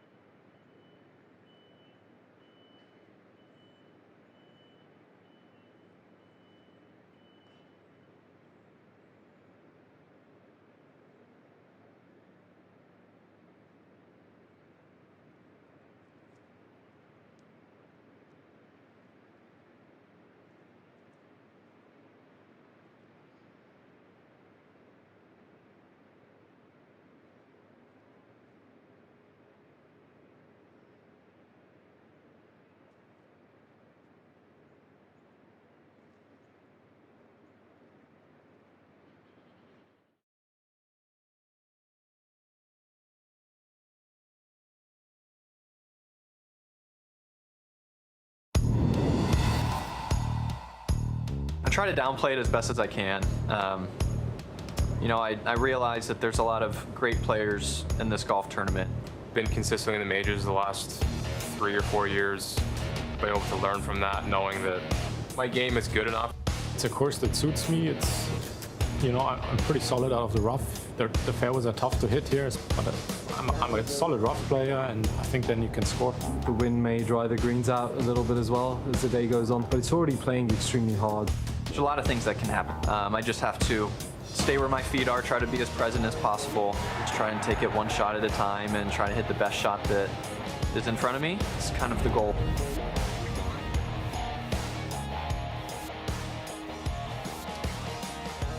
Plenty of guys that maybe most golf fans, or the casual golf fan I should say, might not recognize, but they could be household names after today. Alex Smylie, Matty Schmid, Nick Taylor, Aaron Rai, Chris Kirk, Maverick McNeely, Christopher Rayton, Christopher who won last week at the Truist, the Norwegian, Martin Keimer, the two-time major winner, for one more day in the sun, and Cam Smith, former Open champion. All in the hunt, all teeing off this afternoon. Back to live action in our featured group coverage of Collin Morikawa and Elvis Smylie, alongside five-time PGA Tour winner Mark Wilson. I'm Eric Rothman. Joanna Coe is walking with our group. And Joanna, once again, a frustrating tee shot for Collin Morikawa here at the 12th. The golf gods have not been kind to our group thus far. 1 foot in, and it almost looked like he was in the seam in between two pieces of sod. It was that bad, but man, he did a nice little hack out there. He almost deserved that with how unfortunate he's been with these lies. I'm not going to stay all the way up on top, but we're greedy as golfers. He certainly was hoping to, but he does not want that one over again. That was tremendous. Absolutely. 170 for Smylie. Great spot from the middle of this fairway. This whole location is towards the back, just over that ridge that we saw Collin's ball roll down from. So with a little bit more control, with an iron in his hand, a bit more accessible.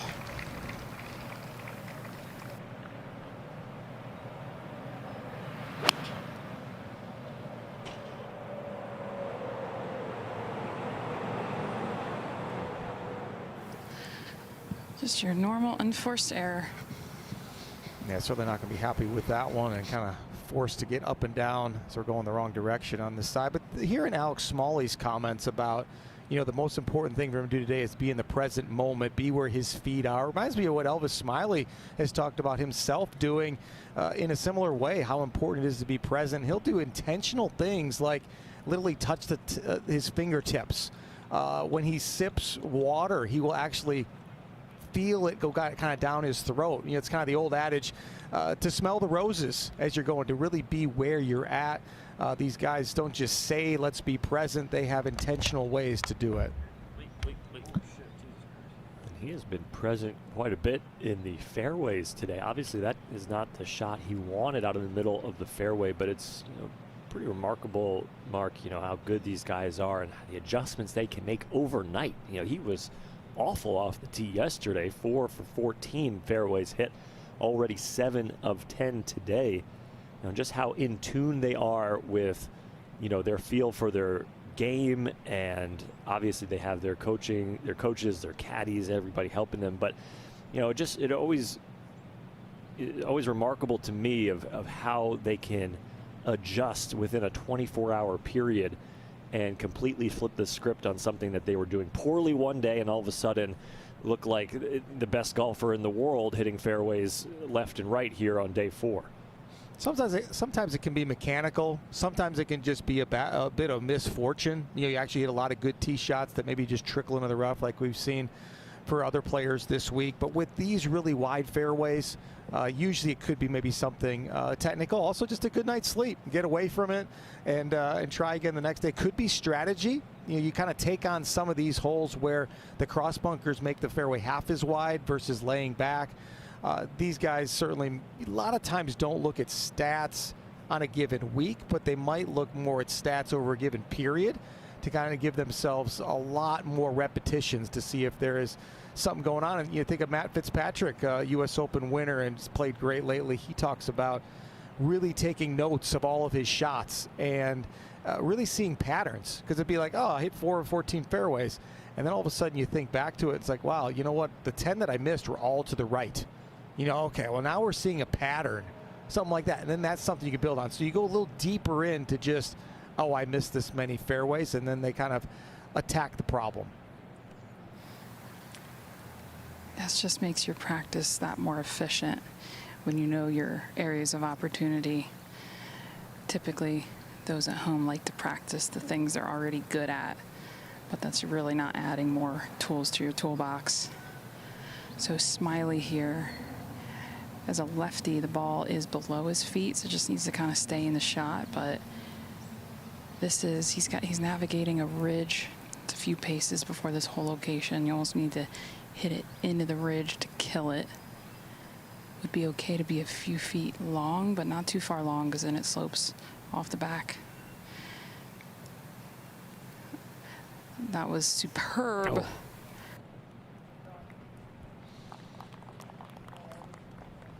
That was superb. I mean, Joanna, that was about as good as you can do. We talk about it a lot. South Africans and Australians are some of the best bunker players in the world. To talk about what, you know, the golf courses in Australia that I experienced playing on that tour for a few years early in my career was usually deep bunkers. Very similar to Aronimink in the sense that the ball always goes to the bottom. You've always got a flat lie. Shouldn't say always, but most of the time in Australia, you got a flat lie from the bottom of the bunker. You just got to be able to get it up in the air. And if you can hit a high soft bunker shot, these players are then able to hit that low runner as well, just like Elvis did. We have Collin here from just under 30 feet, kind of riding the ridge up to the right, back to the left at the end, up and over. Just left it a little short, and you know, you talked about Mark, you know, the unfortunate lies he's gotten, some good drivers that have kind of trickled into the rough, but he has done, you know, despite hitting just 4 of 10 fairways, he has hit 8 of 12 greens now. So he's done a really good job navigating that rough, gave himself a birdie look there, and walks away with a par at 12.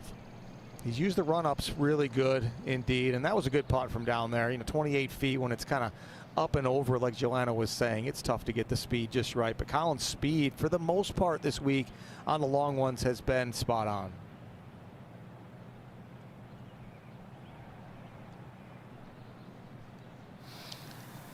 Now Elvis here from just under 6 feet for par.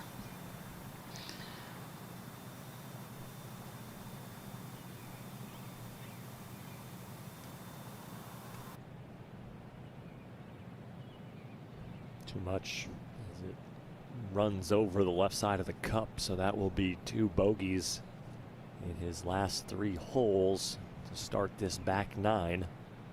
And out of the fairway too, Eric, that one just irks you big time. You're in a position to hit a solid iron shot, at least on the green somewhere, and it was just a miss hit for sure. Whether that was something going on in his head, didn't love the club, the shot selection, it's going to lead to a bogey. Back to even par for the day. 7 over for the tournament.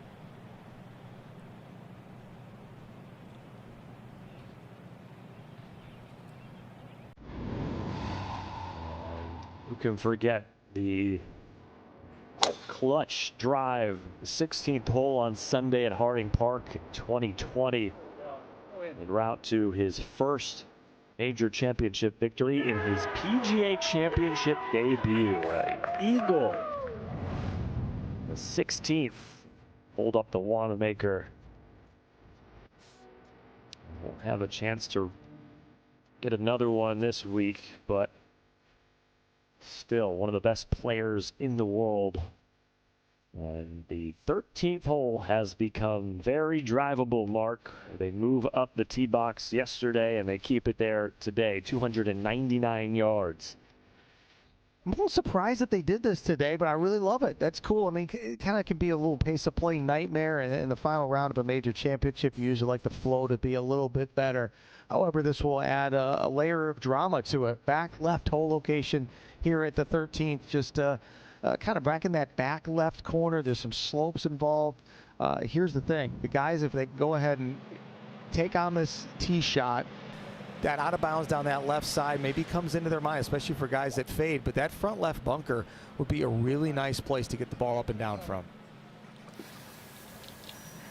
Absolutely, but that front left bunker is very close to that left out of bounds. So he's electing for a fairway metal. Wind's kind of died down right now. This one's heading towards that left fairway bunker. Let's see about a bounce. In the bunker. Yep, I heard bunker.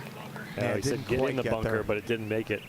Yeah, he was hoping for it to get in the bunker. Now that's gobbled up in that rough. So yeah, that three metal, certainly enough club for Collin to get it on the putting surface if he has the proper line.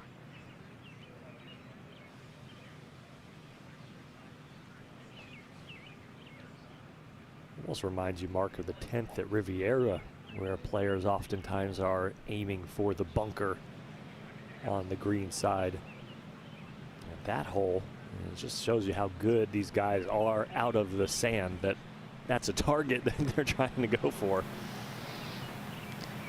Absolutely. Those at home fear the bunker, and tour pros love it. Fairway metal as well for Smylie. This one's heading probably towards the right greenside bunkers. Yeah, that's where it wound up, just a little short. A lot of green to work with, though. You can see there that pin all the way back. So it's Smylie in the bunker and Morikawa once again off the tee and into the rough at the 13th.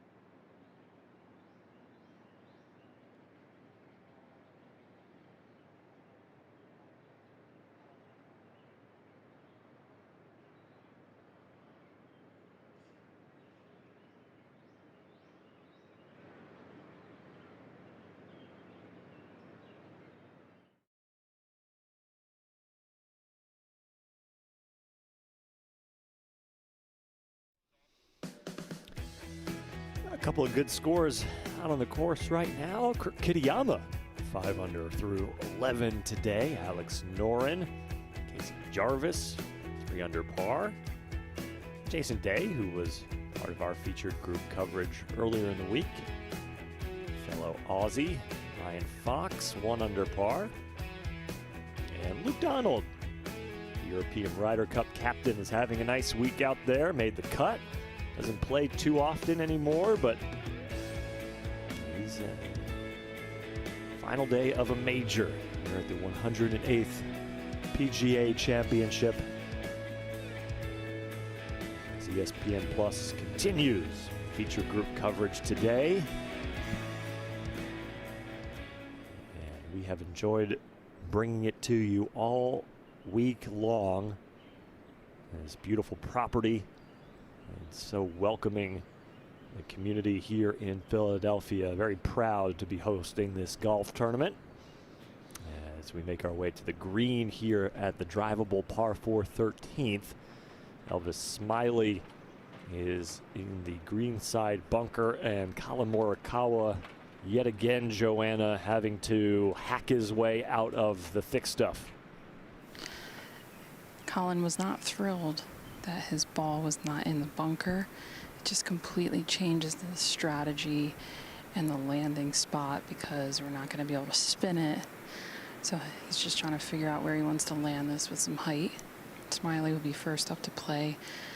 Lengthy bunker shot here, full length of the bunker, or of the green, I should say. And this is about club selection and landing spot. So I would think he would hit that sand wedge or a gap wedge to try to land this short of it and let that ridge just slow it down, because this back hole location is on a plateau. It runs away from you, short, right, long, and left. So just a hair short, kind of stopped on the top of that ridge. So he's going to have 18, 20 feet. Collin with another floppy.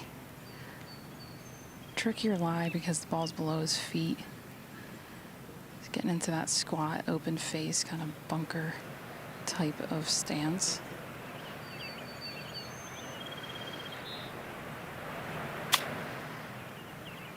He hit his landing spot. That's really well done. Oh my goodness, is that any good? I mean, it was off the downslope, bad lie. So much bad could happen there. Just love the whole setup here too by the PGA of America. We talked about that out of bounds, kind of creeping in on the left.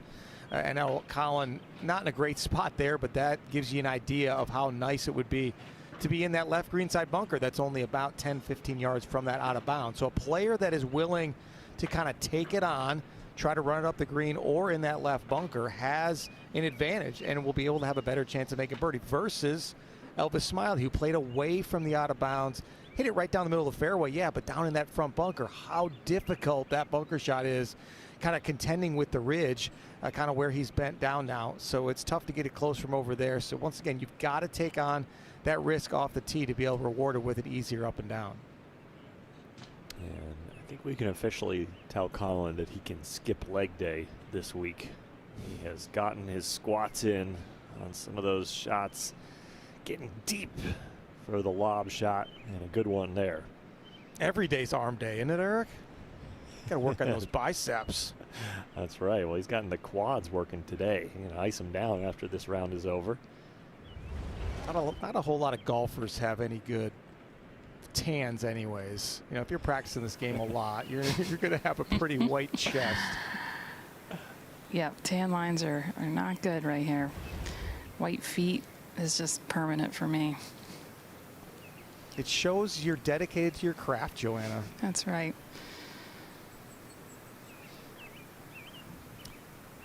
Uphill. This should move to his right, but one of those that if you hit it too far left, it's not going to come back.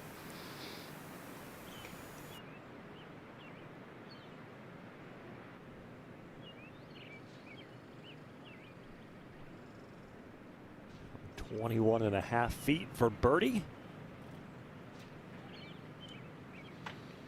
Not able to take advantage of the short hole here today. Elvis not able to do it either yesterday. So they're going to play under par this par 4 yesterday in that third round. You know, when they had the whole location over there more towards the middle of the green, and it played 292 yards. This hole played 33 under par, to give you an example, 3.6. We're probably going to see something similar today. This should move a little right, but I'm thinking inside left with a little bit of pace.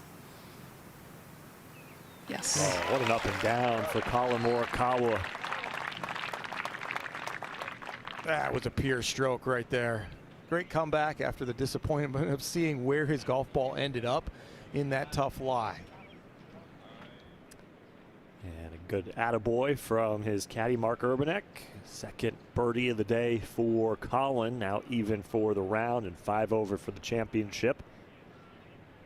Heading to the par 3 14th. Which has been a beast the entire week. A little bit more benign yesterday, but certainly a tough hole. Played over par the entire week. And they're going to put the hole location back in that left section where they had it on day one. They found a spot where the grain changed basically and the slopes changed. You see that one over there to the left where round 1 was, now round 4. Very similar position. So obviously long is not good, short isn't great either, and even putting from next to the hole, it's a really tough read. So demanding hole 3, a good score.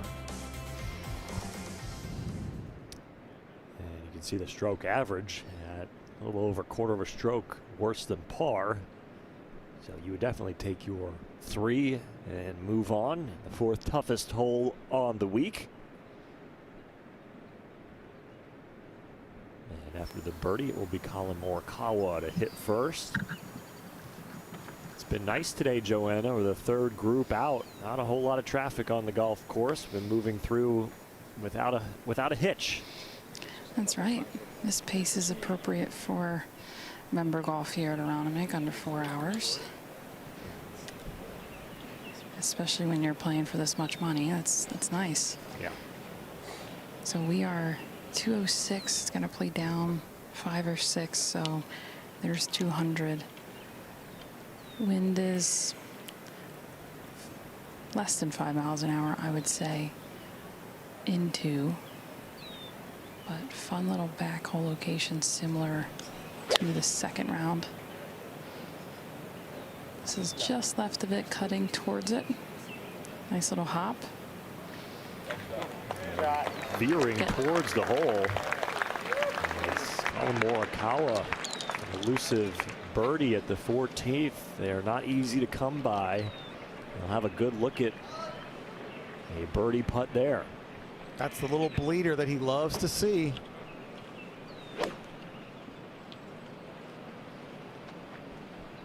Elvis Smylie had a birdie at this hole earlier the week.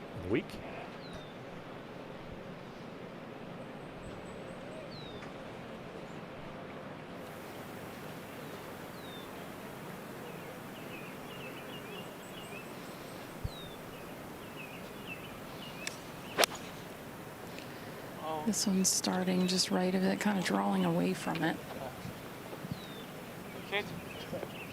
Oh, man. Not sure that would have stayed on. Yeah, that's what we saw in round 2 many times when that hole location was back in that section. Golf balls kind of collecting down there in the rough. A little too much from Elvis Smylie. But tough up and down, although the ball looks like it's sitting up, so maybe not so tough. We'll take a look at it when we return.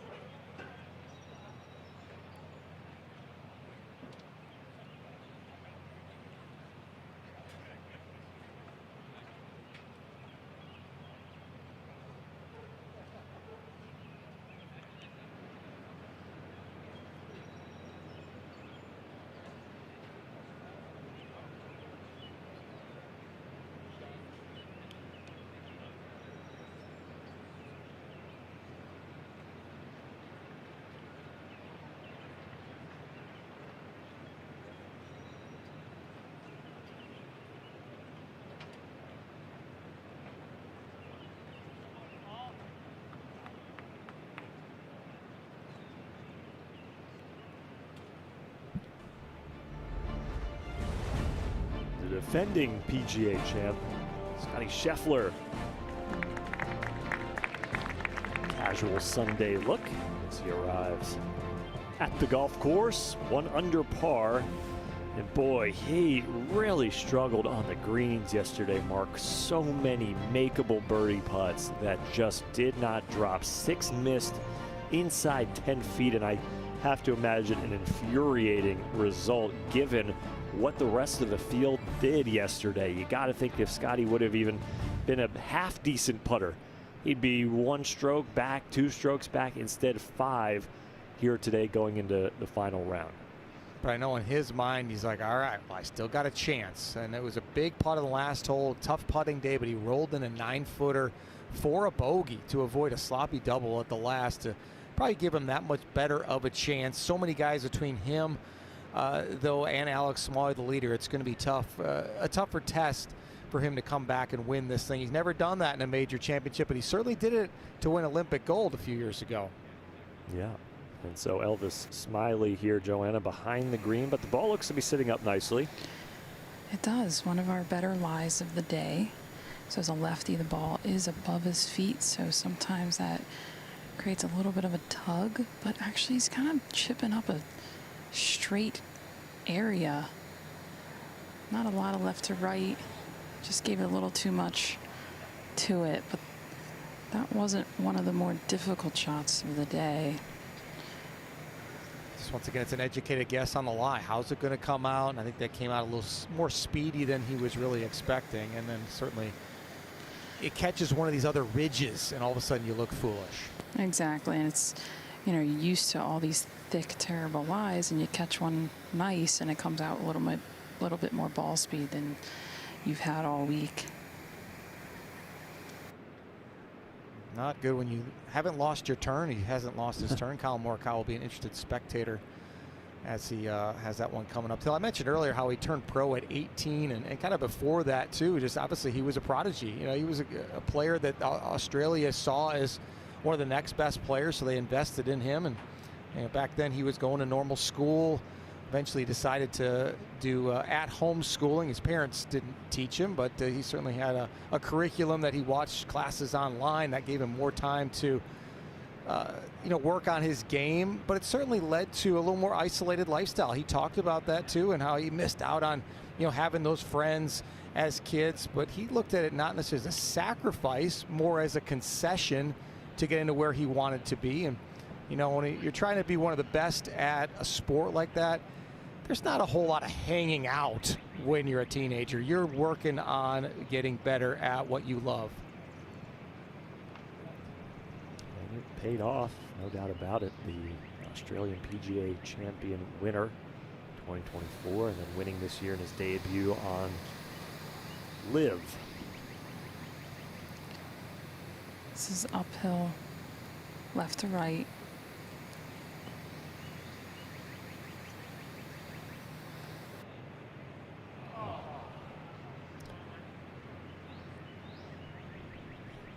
I think I heard his caddy say, "Good putt, mate."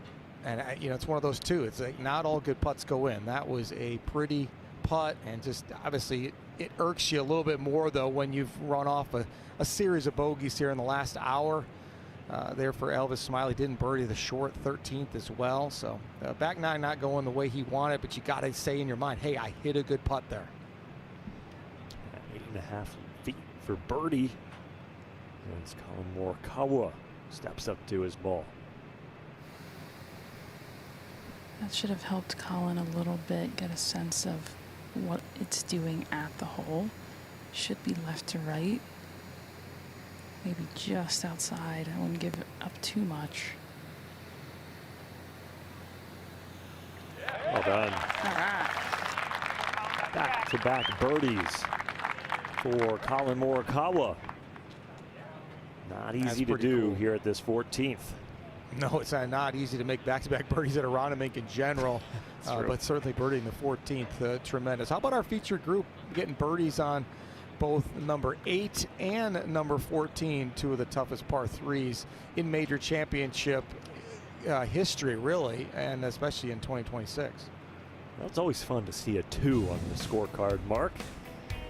As we take a look at the 15th hole here, the long par 4, 527 yards. You could have added another long one in there, right? It's longest par 4 in major championship history. I think yesterday I measured it in that 540 range. Big expansive fairway though, so they're giving the players that at least. Ball tends to chase down there too. And with that said, it's nice to see the best players in the world who get it out there 25 off the tee to actually have to hit a long iron, maybe even a hybrid into a par 4. That's likely what these guys will face to this front hole location. Once again, an opening there. You can run it up there like so many greens here at Aronimink.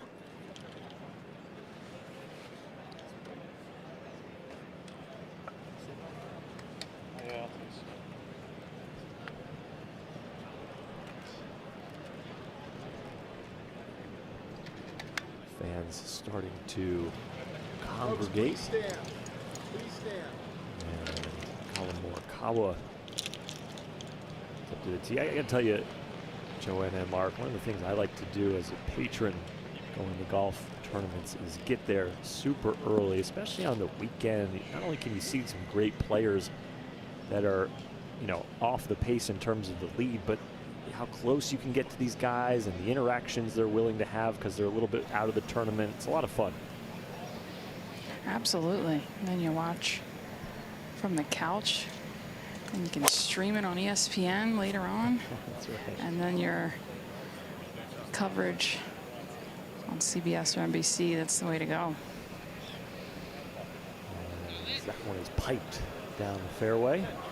Yeah, position over perfection once again. That was a one-arm follow-through. Don't think he loved the contact, but certainly works out just fine.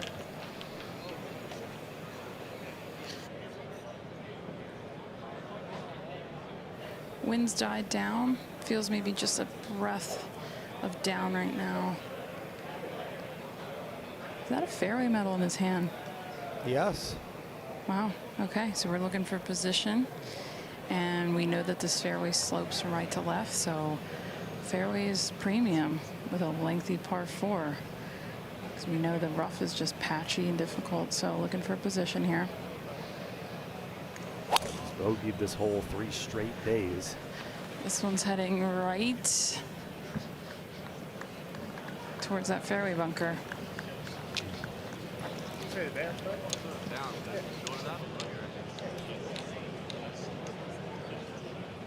That's going to make that hole feel even longer for Elvis Smylie. Collin Morikawa starting to cook, though. Back-to-back birdies here in the back 9.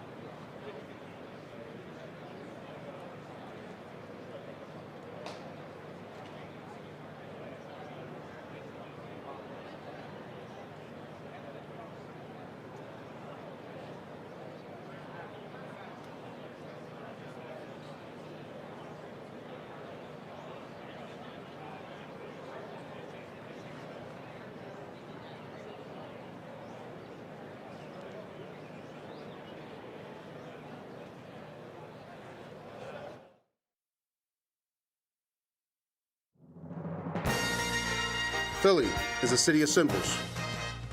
None more inspiring than these 72 stone steps. 50 years ago, Rocky's Race to the Top lifted hearts across the country. And like all the iconic monuments around town, that scene and this statue stand forever as a symbol proposition. In America, you can do it.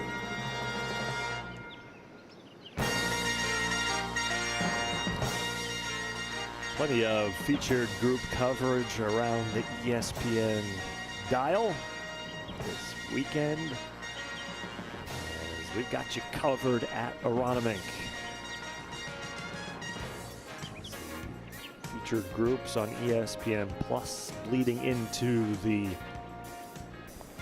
main telecast this afternoon on CBS.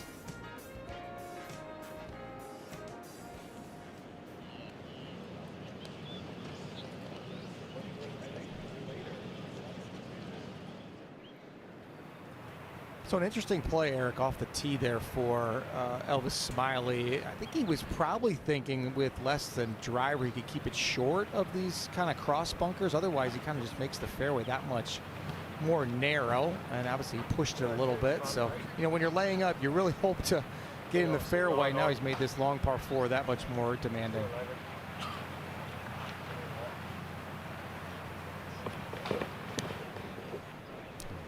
Morikawa stretching out the back to withdraw. Second hole of the Players Championship earlier this year with the tweaked back issue.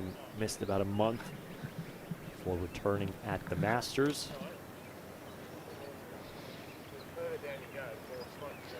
The wind just makes all the difference on this hole. I remember yesterday our players had over 270 in, and with a 3-wood here, Smylie has 231, but he has some serious lip issues with this fairway bunker.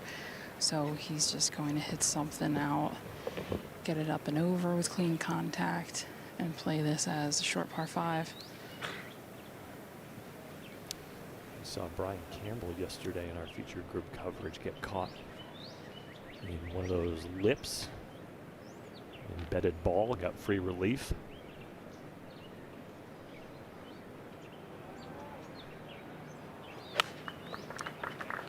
Sounded clean, high lofted, right down the middle, back in play.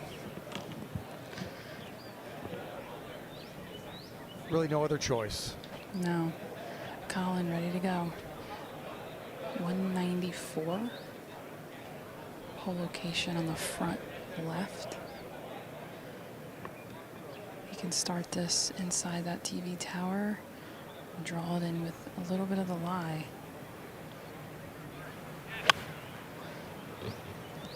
Starting it at the TV tower with just a touch draw, a little bounce left. Looks good.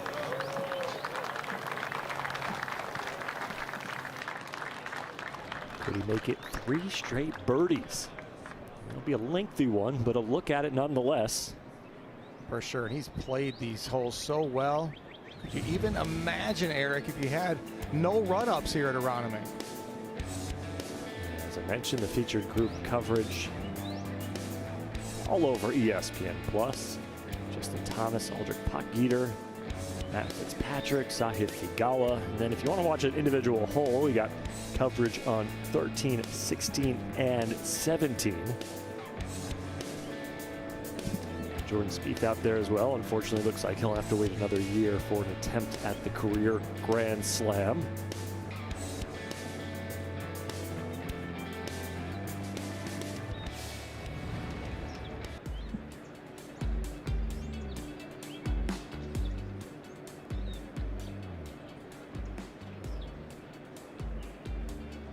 Final 4-hole stretch for our featured group. The final round of the 108th PGA Championship.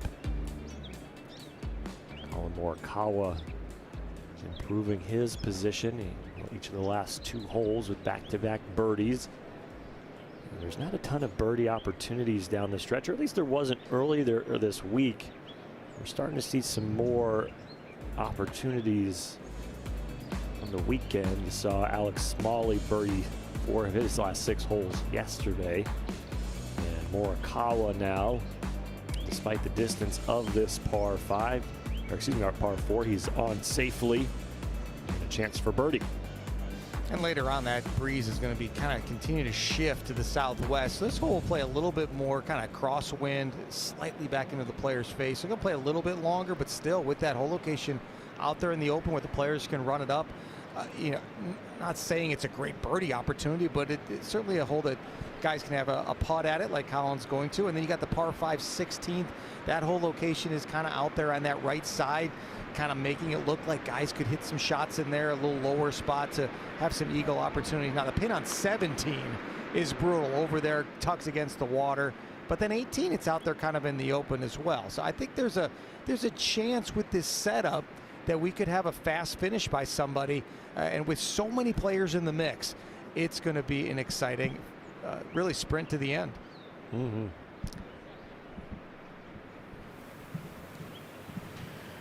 Smylie with 79 yards, going to play up a couple. Front left hole location.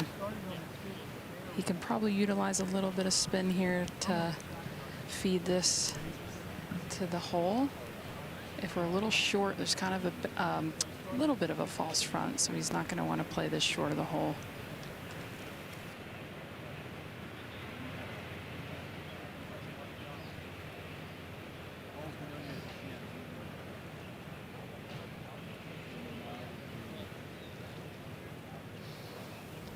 This looks just beyond it.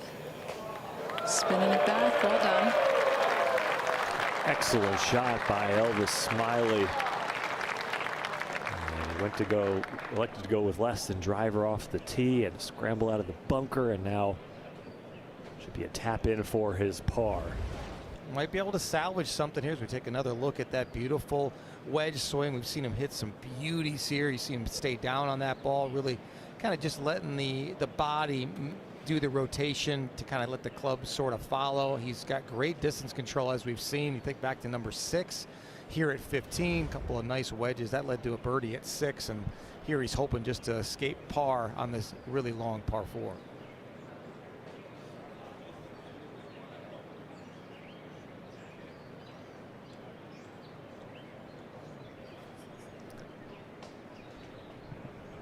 Less than 30 feet for birdie for upcoming for Collin Morikawa. First time he's made back-to-back birdies all week. And now looking for his 3rd in a row.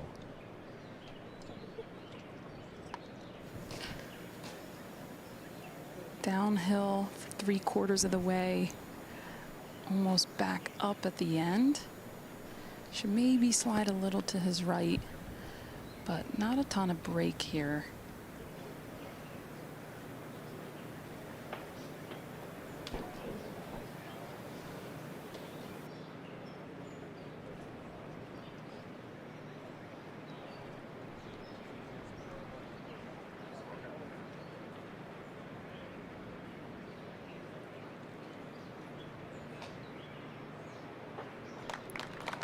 Par for Collin.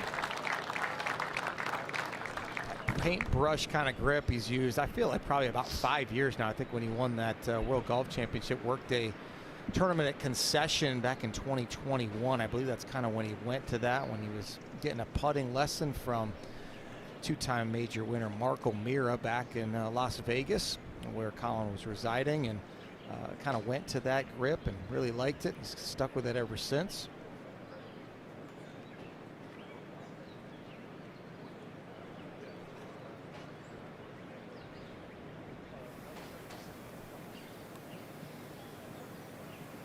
I would think this would be inside right. This would be a wonderful save for Smylie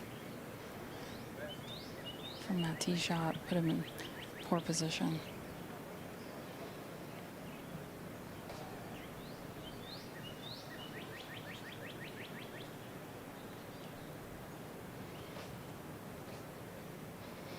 Great save. Definitely didn't make it easy on himself, but great shot into the green after just having to find a number out of the bunker. So we've got bogey par, bogey par, bogey par. It's been consistent here on the back 9. And our second and final par 5 opportunity here, Mark. another reverse camber kind of fairway, dogleg left, but the fairway runs left to right. Our players, I don't believe, have enough firepower to carry that left bunker, so you have to skirt along that off the tee. And then if they do, then they're going to be rewarded with some sort of a long iron, maybe a hybrid into this whole location I mentioned a little bit ago. Out there, kind of in the open. You already see all those eagles we've seen so far this week. Could this be a big moment later today for one of the leaders or one of the guys chasing to make a late three? Maybe one of our guys can show them how to do it here. Round of the day so far belongs to Kurt Kitayama, who's 6 under today. Collin going with less than driver. That was just straight ball hit on left center, and that should stay in the fairway. So that's probably the strategy there. Hit something to make sure that you're in the short stuff.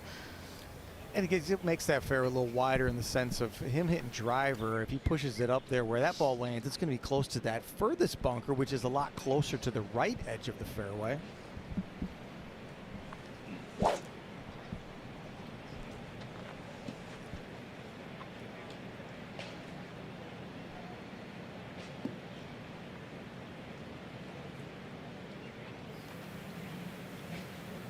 Smylie with driver. Looking to hit this over the corner of the left fairway bunker that he can cover. This is left center, hit hard. If it bounces straight, we're okay.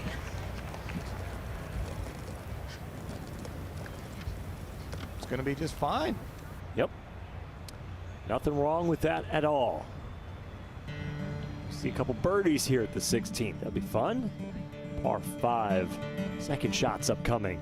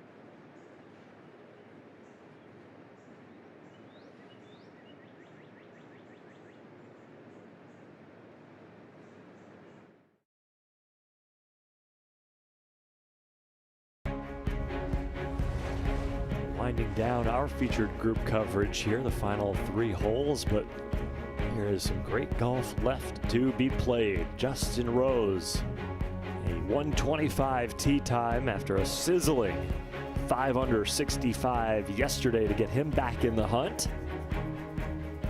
Golf course that he is very familiar with.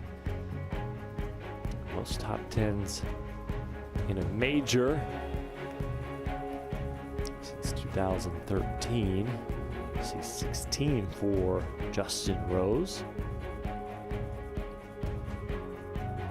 And he has been right on the doorstep and has some heartbreaking finishing days to majors that he's been in contention at. Maybe he can make a charge from 4 off the lead today, as Collin Morikawa and Elvis Smylie get set for their second shots here at the 16th.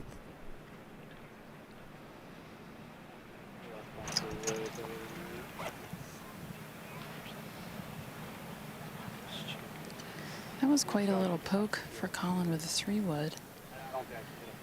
He's only 12 paces behind Smylie, who hit drivers. So that's got to feel good. Trying to like keep it short left and just know that we're gonna. But if you want to try and get one up there, it's gonna take a few He's minutes. 264. I'm going to start this pretty far left to where like if it's running into the bunker. Okay, yeah, that's great. All right. I'm not trying to like land this on the green. Yes. Okay. I'm just trying to like essentially feed it on the edge of the bunker right here and see if I can just like.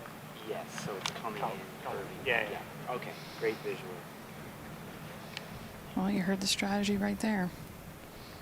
50 to the front. He's got about a 2-yard wide gap to hit the shot he wants to actually have an eagle putt. Okay. Just I don't see your stance. It's like I'm literally playing left of the bunker. Okay. So it looks like he changed his strategy. Gonna go left of the bunker to give himself the best angle to this right hole location. That's what I heard. Yep, and he's going right at the middle of the left bunker. Okay. Is it? Yeah, Johnny, he talked through that thinking, well, if I skirt the edge of that bunker, maybe he'll stay on, but certainly guarding against right at this green. Right at the screen must be really difficult.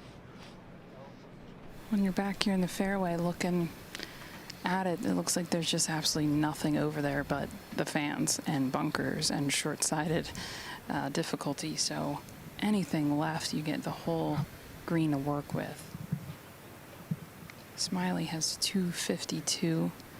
As a lefty, the ball's above his feet, so would promote a little bit more of a draw. So I can see him starting this over the left bunker and trying to get this thing to land soft with a touch of a draw.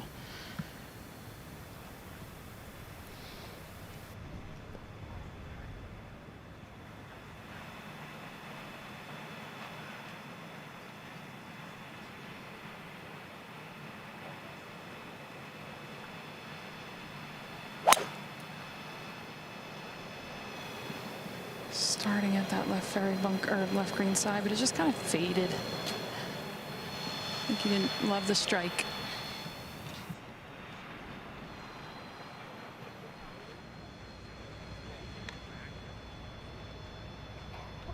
Yeah, tough green to get 2 and 2. Up and down opportunities for birdie here at the par 5 16th. Yeah, a little bunker contest, I think, is broken out there at the 16th. See who can get it the closest, and if you don't take it on the second shot, then the third shot, obviously, you've got a bunker shot to get a little closer to the hole, but if you get a little frisky with it, a little too hard, it's going to go all the way off the other side of the green. So that certainly will probably come into the mind of the players as they're over their thirds.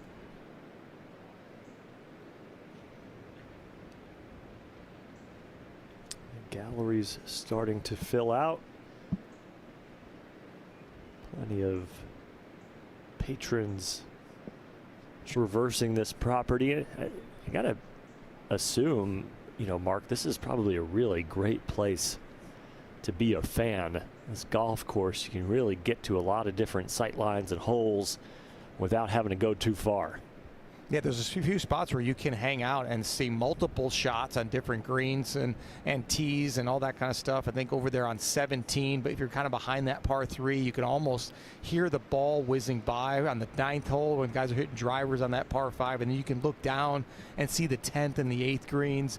So some coveted spots there as we look at the par 3 17th. Front left hole location today is going to be, I shouldn't say front, kind of more back left hole location. But they have moved the tees up a little bit to make it a little bit more accessible. But that grandstand to the right there is a cool spot where you can hang out and look out over the property and really just kind of take it all in. And the PGA of America making all the drinks, not alcoholic drinks, but waters and Gatorades and stuff like that. And the food complimentary just lends itself to an easy experience, not feeling like you're getting milked for $1 here, $1 there. So the PGA of America puts on a great show.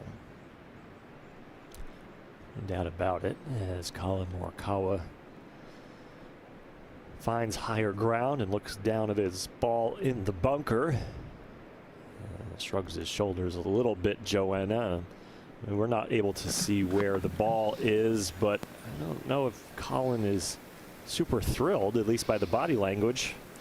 Well, it's more so just a little bit of a ruling. Their balls are about a foot away from each other, so Smylie is going to mark it, and because Collin's just a foot farther away, so he's going to have to go first. So that is legal. He cannot clean the golf ball. And what happens after Collin hits is the caddy is allowed to recreate the lie. So you can rake it, because both lies are very clean, rake it, try to simulate exactly what it was prior to Collin striking this one. So just a little bit of not a ruling necessarily, but just making sure they're doing the right thing. Yeah, it's just awkward too, and you know, with one of those, if they're both right-handed players or both left-handed players, we probably wouldn't have this situation. But because we've got a righty and a lefty, they're going to be kind of standing on top of each other's golf balls. Normally, if a player might be standing on someone's, they would just go ahead and that guy whose ball he stood on, you just go ahead and play. But since they're righty and a lefty, it makes it a little more challenging to do so. Exactly. So on the surface, this should move left to right. It's just only a couple paces from the edge of the green. So ideally, you just want to hit this a touch short to be on the safe side. Kind of went with the low trundler there, and that looks really well done. Well, I think he was concerned that he gave it a little bit too much run, but he nestles up nicely. A decent look at birdie. That's right. He was screaming at that quick, wasn't he? Maybe didn't quite catch it the way he wanted to, but in the end, a good look for birdie for his third in the last 4 holes. Another 8 to 12 inches by that, you have a turtle back, and it would have ended up in that fringe and first cut. So, but ends up in a good spot. So Smylie now can place the ball back near his tee. They're not really raking. I don't think any sand maybe fell on top of his lie. So he's placing it there, removing the tee. So all legal things to do, in case you're wondering the next time you go play golf. Well, John, it's kind of like though when you're maybe driving the speed limit and the policeman's kind of right behind you, you just still feel like you're doing something wrong. Exactly. Still feels wrong when you can ground your club in a penalty area now. It does. But it's legal. So face is pretty open here. Wonder if he's going a little bit higher. So he went with a little higher, softer play, but really well done as well. Great looks at birdie as the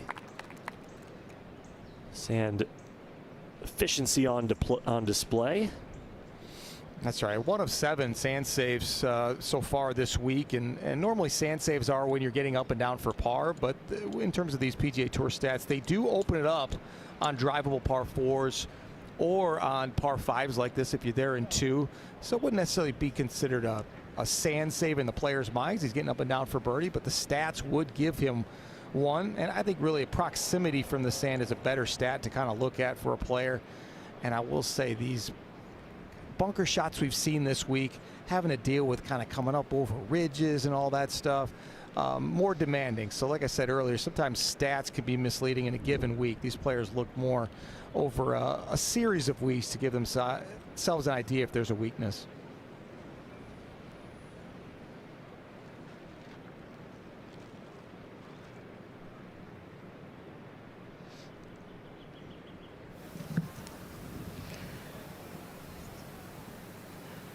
This one could slide right because of the edge of the green. Hard to get a look though from here.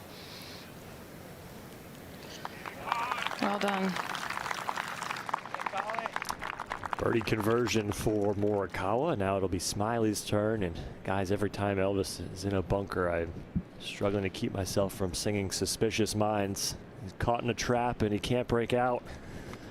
Sing it. Let's hear it. The best Elvis songs. That is good. Caught in a trap. Caught in a trap. And I can't break out. Come on, Joanna, sing it with me. Sorry, I missed it. What are we singing? Suspicious Minds by Elvis is caught in a trap and he can't break out. I might be a little on the younger side. Elvis is timeless, Joanna. I thought we were going with the Fly Eagles Fly. I could contribute there mightily.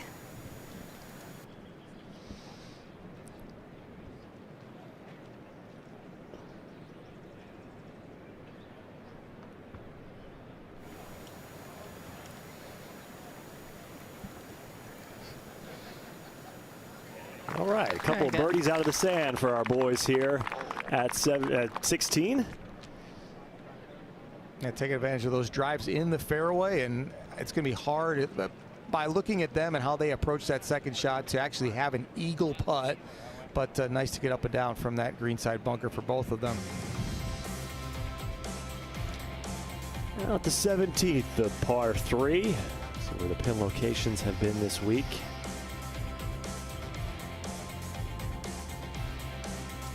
Go back left here today.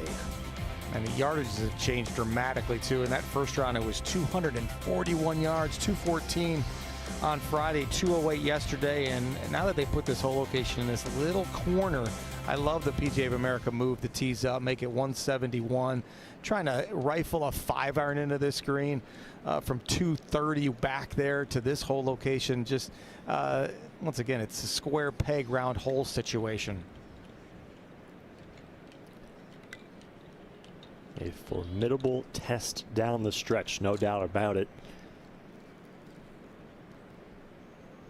And it almost feels like, you know, again, I keep going back. Alex Smylie obviously played really well down the stretch yesterday. 4 of his last 6 holes on the round were birdies. But you take him out of the equation and you look at the rest of the field yesterday, especially as the winds picked up, Mark, it almost feels like this is a stretch of golf, the last 5 or 6 holes, that will be much easier to lose the tournament than win it, you know, given how challenging this stretch is. It is, but with these hole locations, I do think that there's a chance for someone from behind to do something spectacular, and that's kind of what we hope for.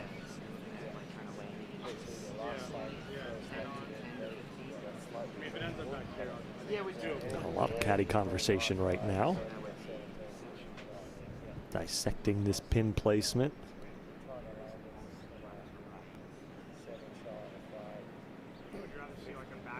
Man, you get to play on the PGA Tour and you get free tees.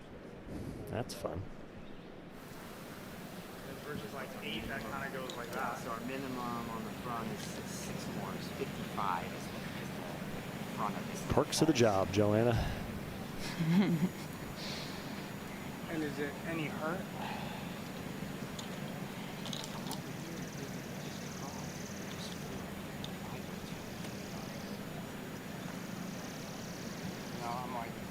Tweener, I know, yeah.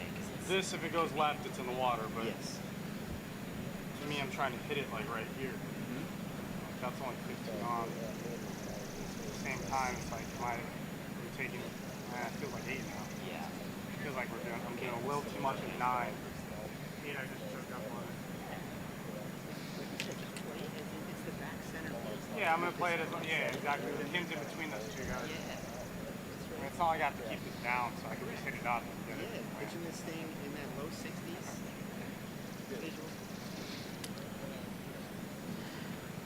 Some great conversation there, kind of between 8 or 9, going with 8. He's just worried about wind switching at all. Can't afford to be short here. So he started this right of it, just fading a little away from the hole. Looks like middle of the green. Good safe play. The proper distance, indeed.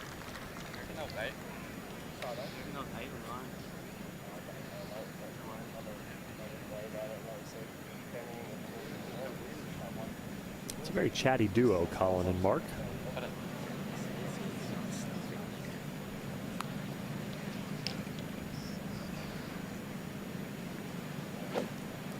This whole location is great Sunday pin here.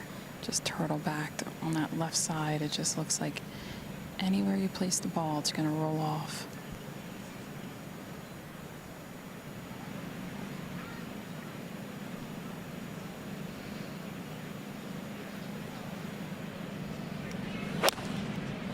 This one's starting towards the middle of the green, but drawing away from it. It's going to be a long putt. Joanna, as she makes her way down to the green here, we'll have to count how many breaks. That will be double, triple, quadruple, something breaker coming up on a long putt for Elvis Smylie here at the 17th.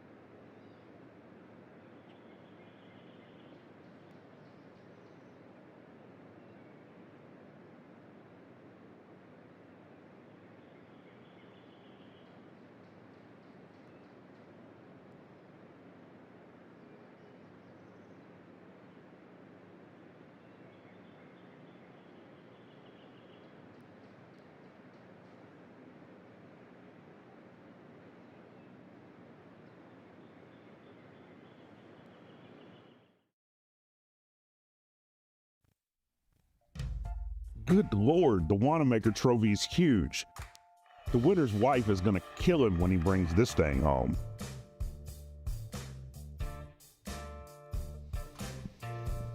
Oh, I'm sure they'll find mantle space for the Wanamaker.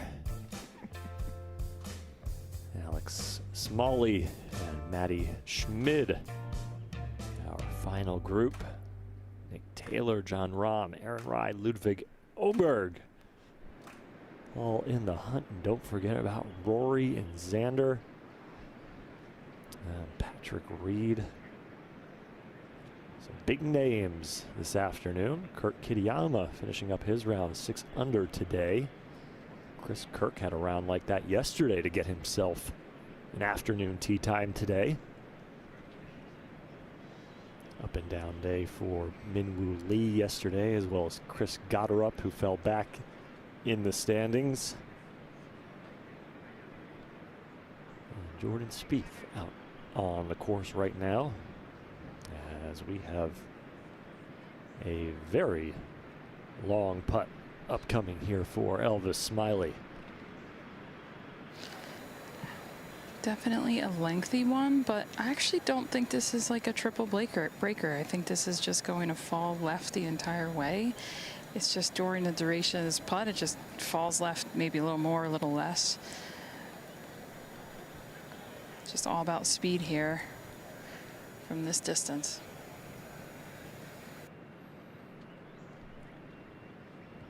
Only 3 putts the entire week for Elvis Smylie. That's Smylie. It's certainly the beating the average. This is really well done. Nearly 70 feet, cozies it up there. Fantastic speed. Great example of risk and reward with this tee shot, because these players are hitting 8 irons, 9 irons into this whole location, and it's just the water still speaks to them. Anything left of the hole that's going to have a little spin and kind of catch that ridge is going to go into the water. So how aggressive do you want to be? You might aim to be aggressive, and then all of a sudden your body just doesn't allow you to hit it over there to that whole location.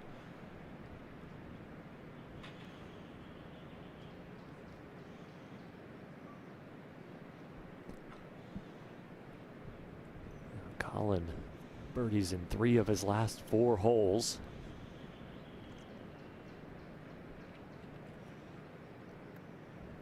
That included a 2 at the 14th. I'm picking a spot on this ridge in front of him to start it over. It's going to feed down to the left. This would be a nice one to steal. He was Heading trending back that there. direction. Yeah. Trending in the right direction. Certainly the same kind of path that Elvis had.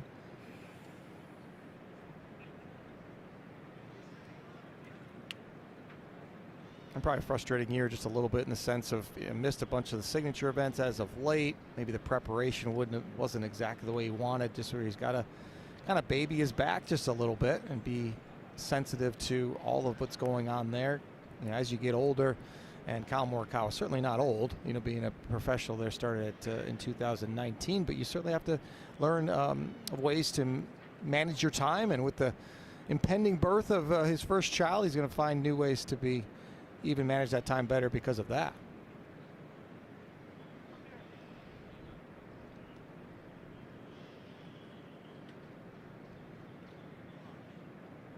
Little 4-footer to finish off the par. A nice stretch of holes here on the back nine for Collin Morikawa. 2 under on the day. Yeah, leave a good taste in your mouth for sure. I think Joanna is his good luck charm. We had him on Thursday and he shot a 68. That's right. He's been a little chatty with me. Has acknowledged my presence, so maybe he enjoyed the walk with me. Yeah, I think he enjoys shooting 2 under, and who wouldn't?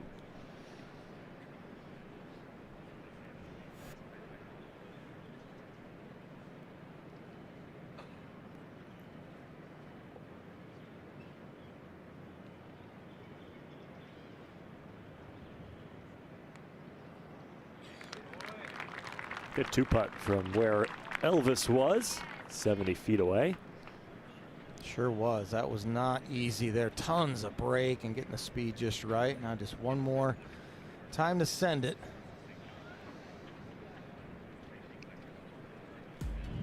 One more time down the 18th, shall we, Mark?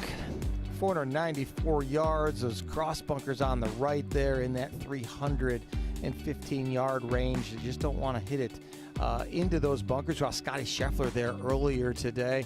Back hole location kind of out there in the open. Once again, some slopes to deal with. You see kind of that one little kind of short of it, about 6-7 yard short, will kind of reject it, kind of fall down to the middle of the green. But these guys would love to finish off their week with one final birdie. Yeah, we saw Alex Smylie birdie this 18th hole to end the day yesterday. 39 birdies on the week. Quarter of a shot over par. Less than driver for Collin on the right side of the tee box. Wind's all far back. This is starting down the middle, fading just a touch. And we might have to navigate a branch or two, but pretty good from there. Once again, thinking ahead, thinking driver certainly basically makes the fairway half as wide. So Collin laying it back there with the 3-wood, but still going to be probably a mid to short iron in for his second.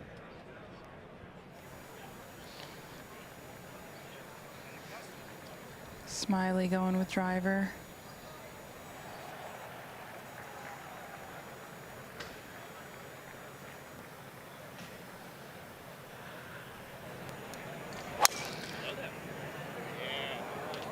This one down the middle and avoids those bunkers. Well done there. Very nice. Sometimes you got to adjust on the fly. These guys probably wouldn't hit a whole lot of 3-woods like Collin did today in a practice round, but as the course gets firmer and further, you got to adjust. In good position here to finish strong on the 18th, Sunday at the PGA Championship.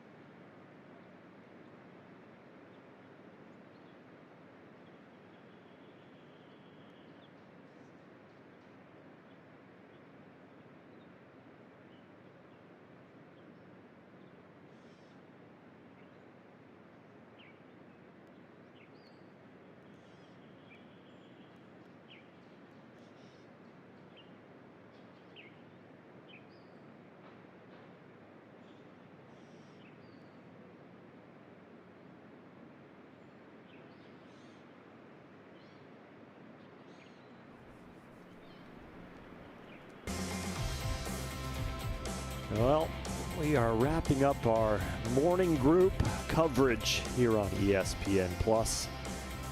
And we have enjoyed every day that we have been with you here as Collin Morikawa and Elvis Smylie, not where they want to be on a Sunday at a major, but both have been enjoyable to watch here today. Both in good position down the middle of the fairway. Collin a little bit more to the right, having to deal, at least visually, with that large tree, as Elvis Smylie elected to take driver, and he hits it 322 yards right down Broad Street.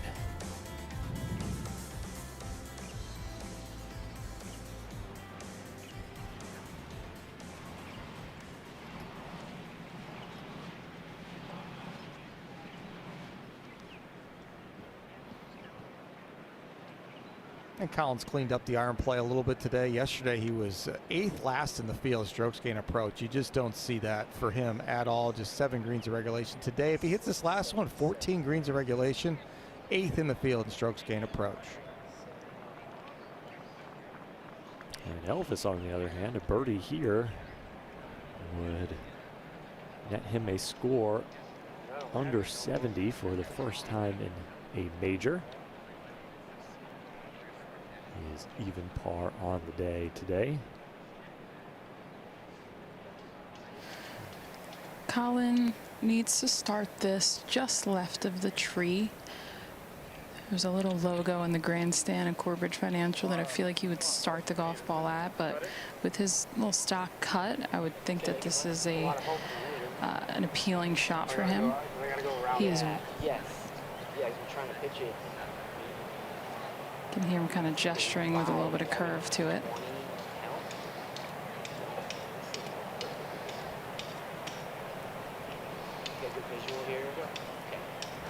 So he's 191, plays up 9, so that's 200. But we have downwind off the left, looking to hit it just on the front. Starts left of the tree. Fading a bit, needs to go a little bit.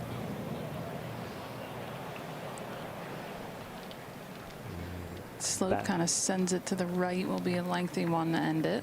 Yep. Smylie with no tree trouble. Nice angle here from 172, plays up 8, so 180. Gonna play probably a little less than that with the downwind and the firmness of the greens. I can see a 175 shot here. I think Joanna, he's got to fly it into that bank just a little bit to kind of slow it down, or can he fly it up on top, like 12 yards short of the hole? That's a great question. It just depends on kind of the flight. It is an uphill lie, so that will help elevate this a little bit. Let's see the ball flight. Looks kind of mid-trajectory towards middle of the green. Oh, he flew it past pin high. Yep. Yeah, that false front can kind of play with you. No question. He, by hitting driver, got it down a little further, had, probably 9 or 8 iron in, so certainly making the chance of kind of that descent angle helping him kind of stop it. But once again, the difficulty of figuring how much the wind's going to help, certainly he struck that nicely, and it flew further than he was trying to, but at least he's got putter on it. One final green in regulation there for Elvis.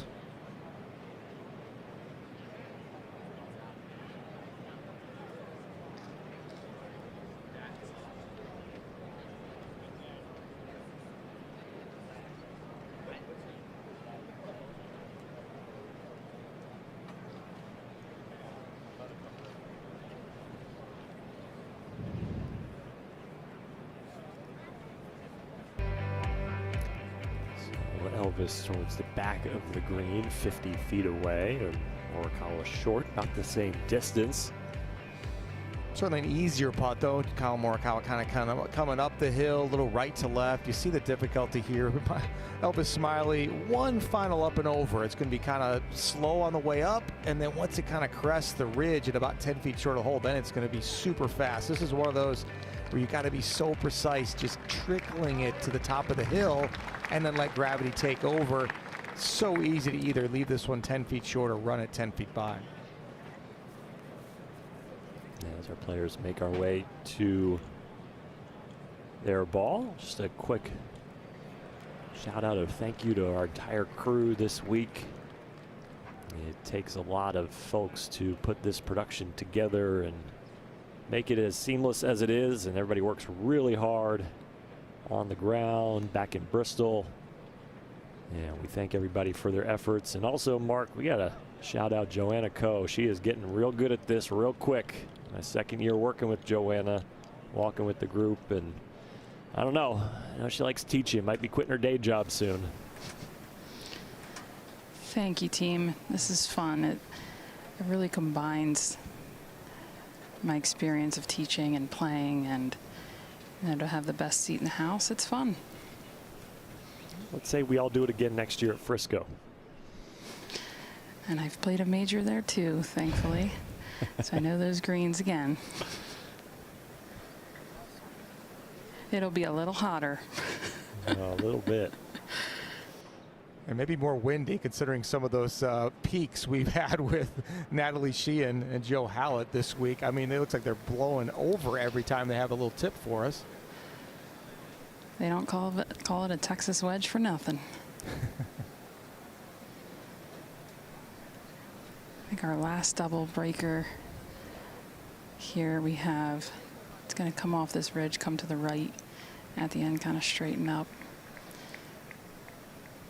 Left off his feet right at the end.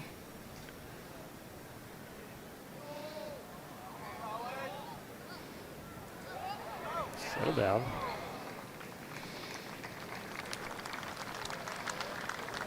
Well, one final tester for Collin Morikawa. His speed has been spot on. That one just a little bit more than he wanted, but a solid round of golf today. A couple under par. Would love to cozy that one in.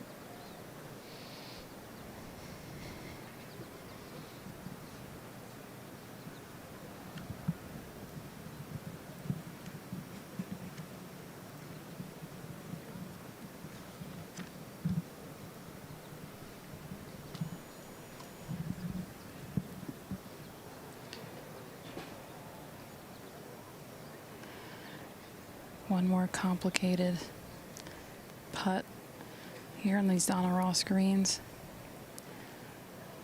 Up and over and then back down again. Should move right off this little turtle back here.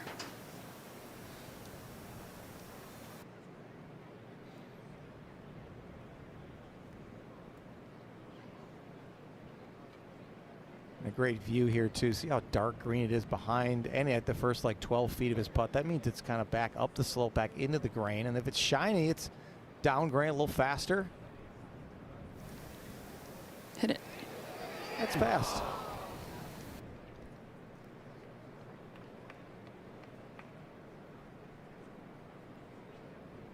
A little preview of what we might see later on when these guys are contending for the Wanamaker Trophy or top 15 to get them to next week, or to next year's PGA Championship at Frisco, or just a good finish, whatever it might be. These are some demanding putts that we've seen already from our pair in this last group to kind of try to finish off strong here on the 18th.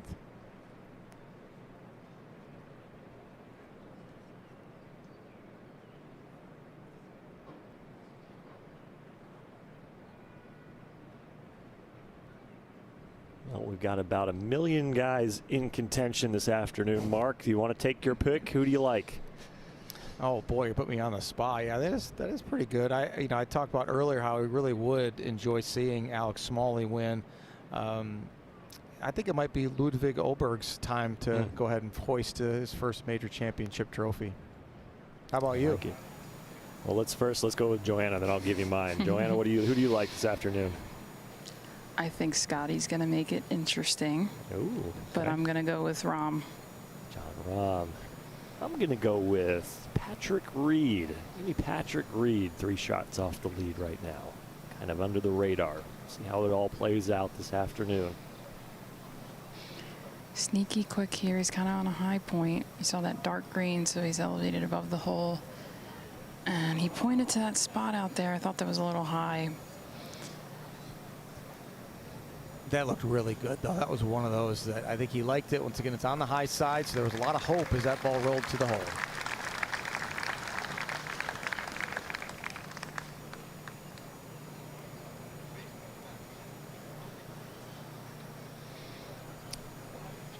So disappointing 5 to finish 71 for Elvis Smylie.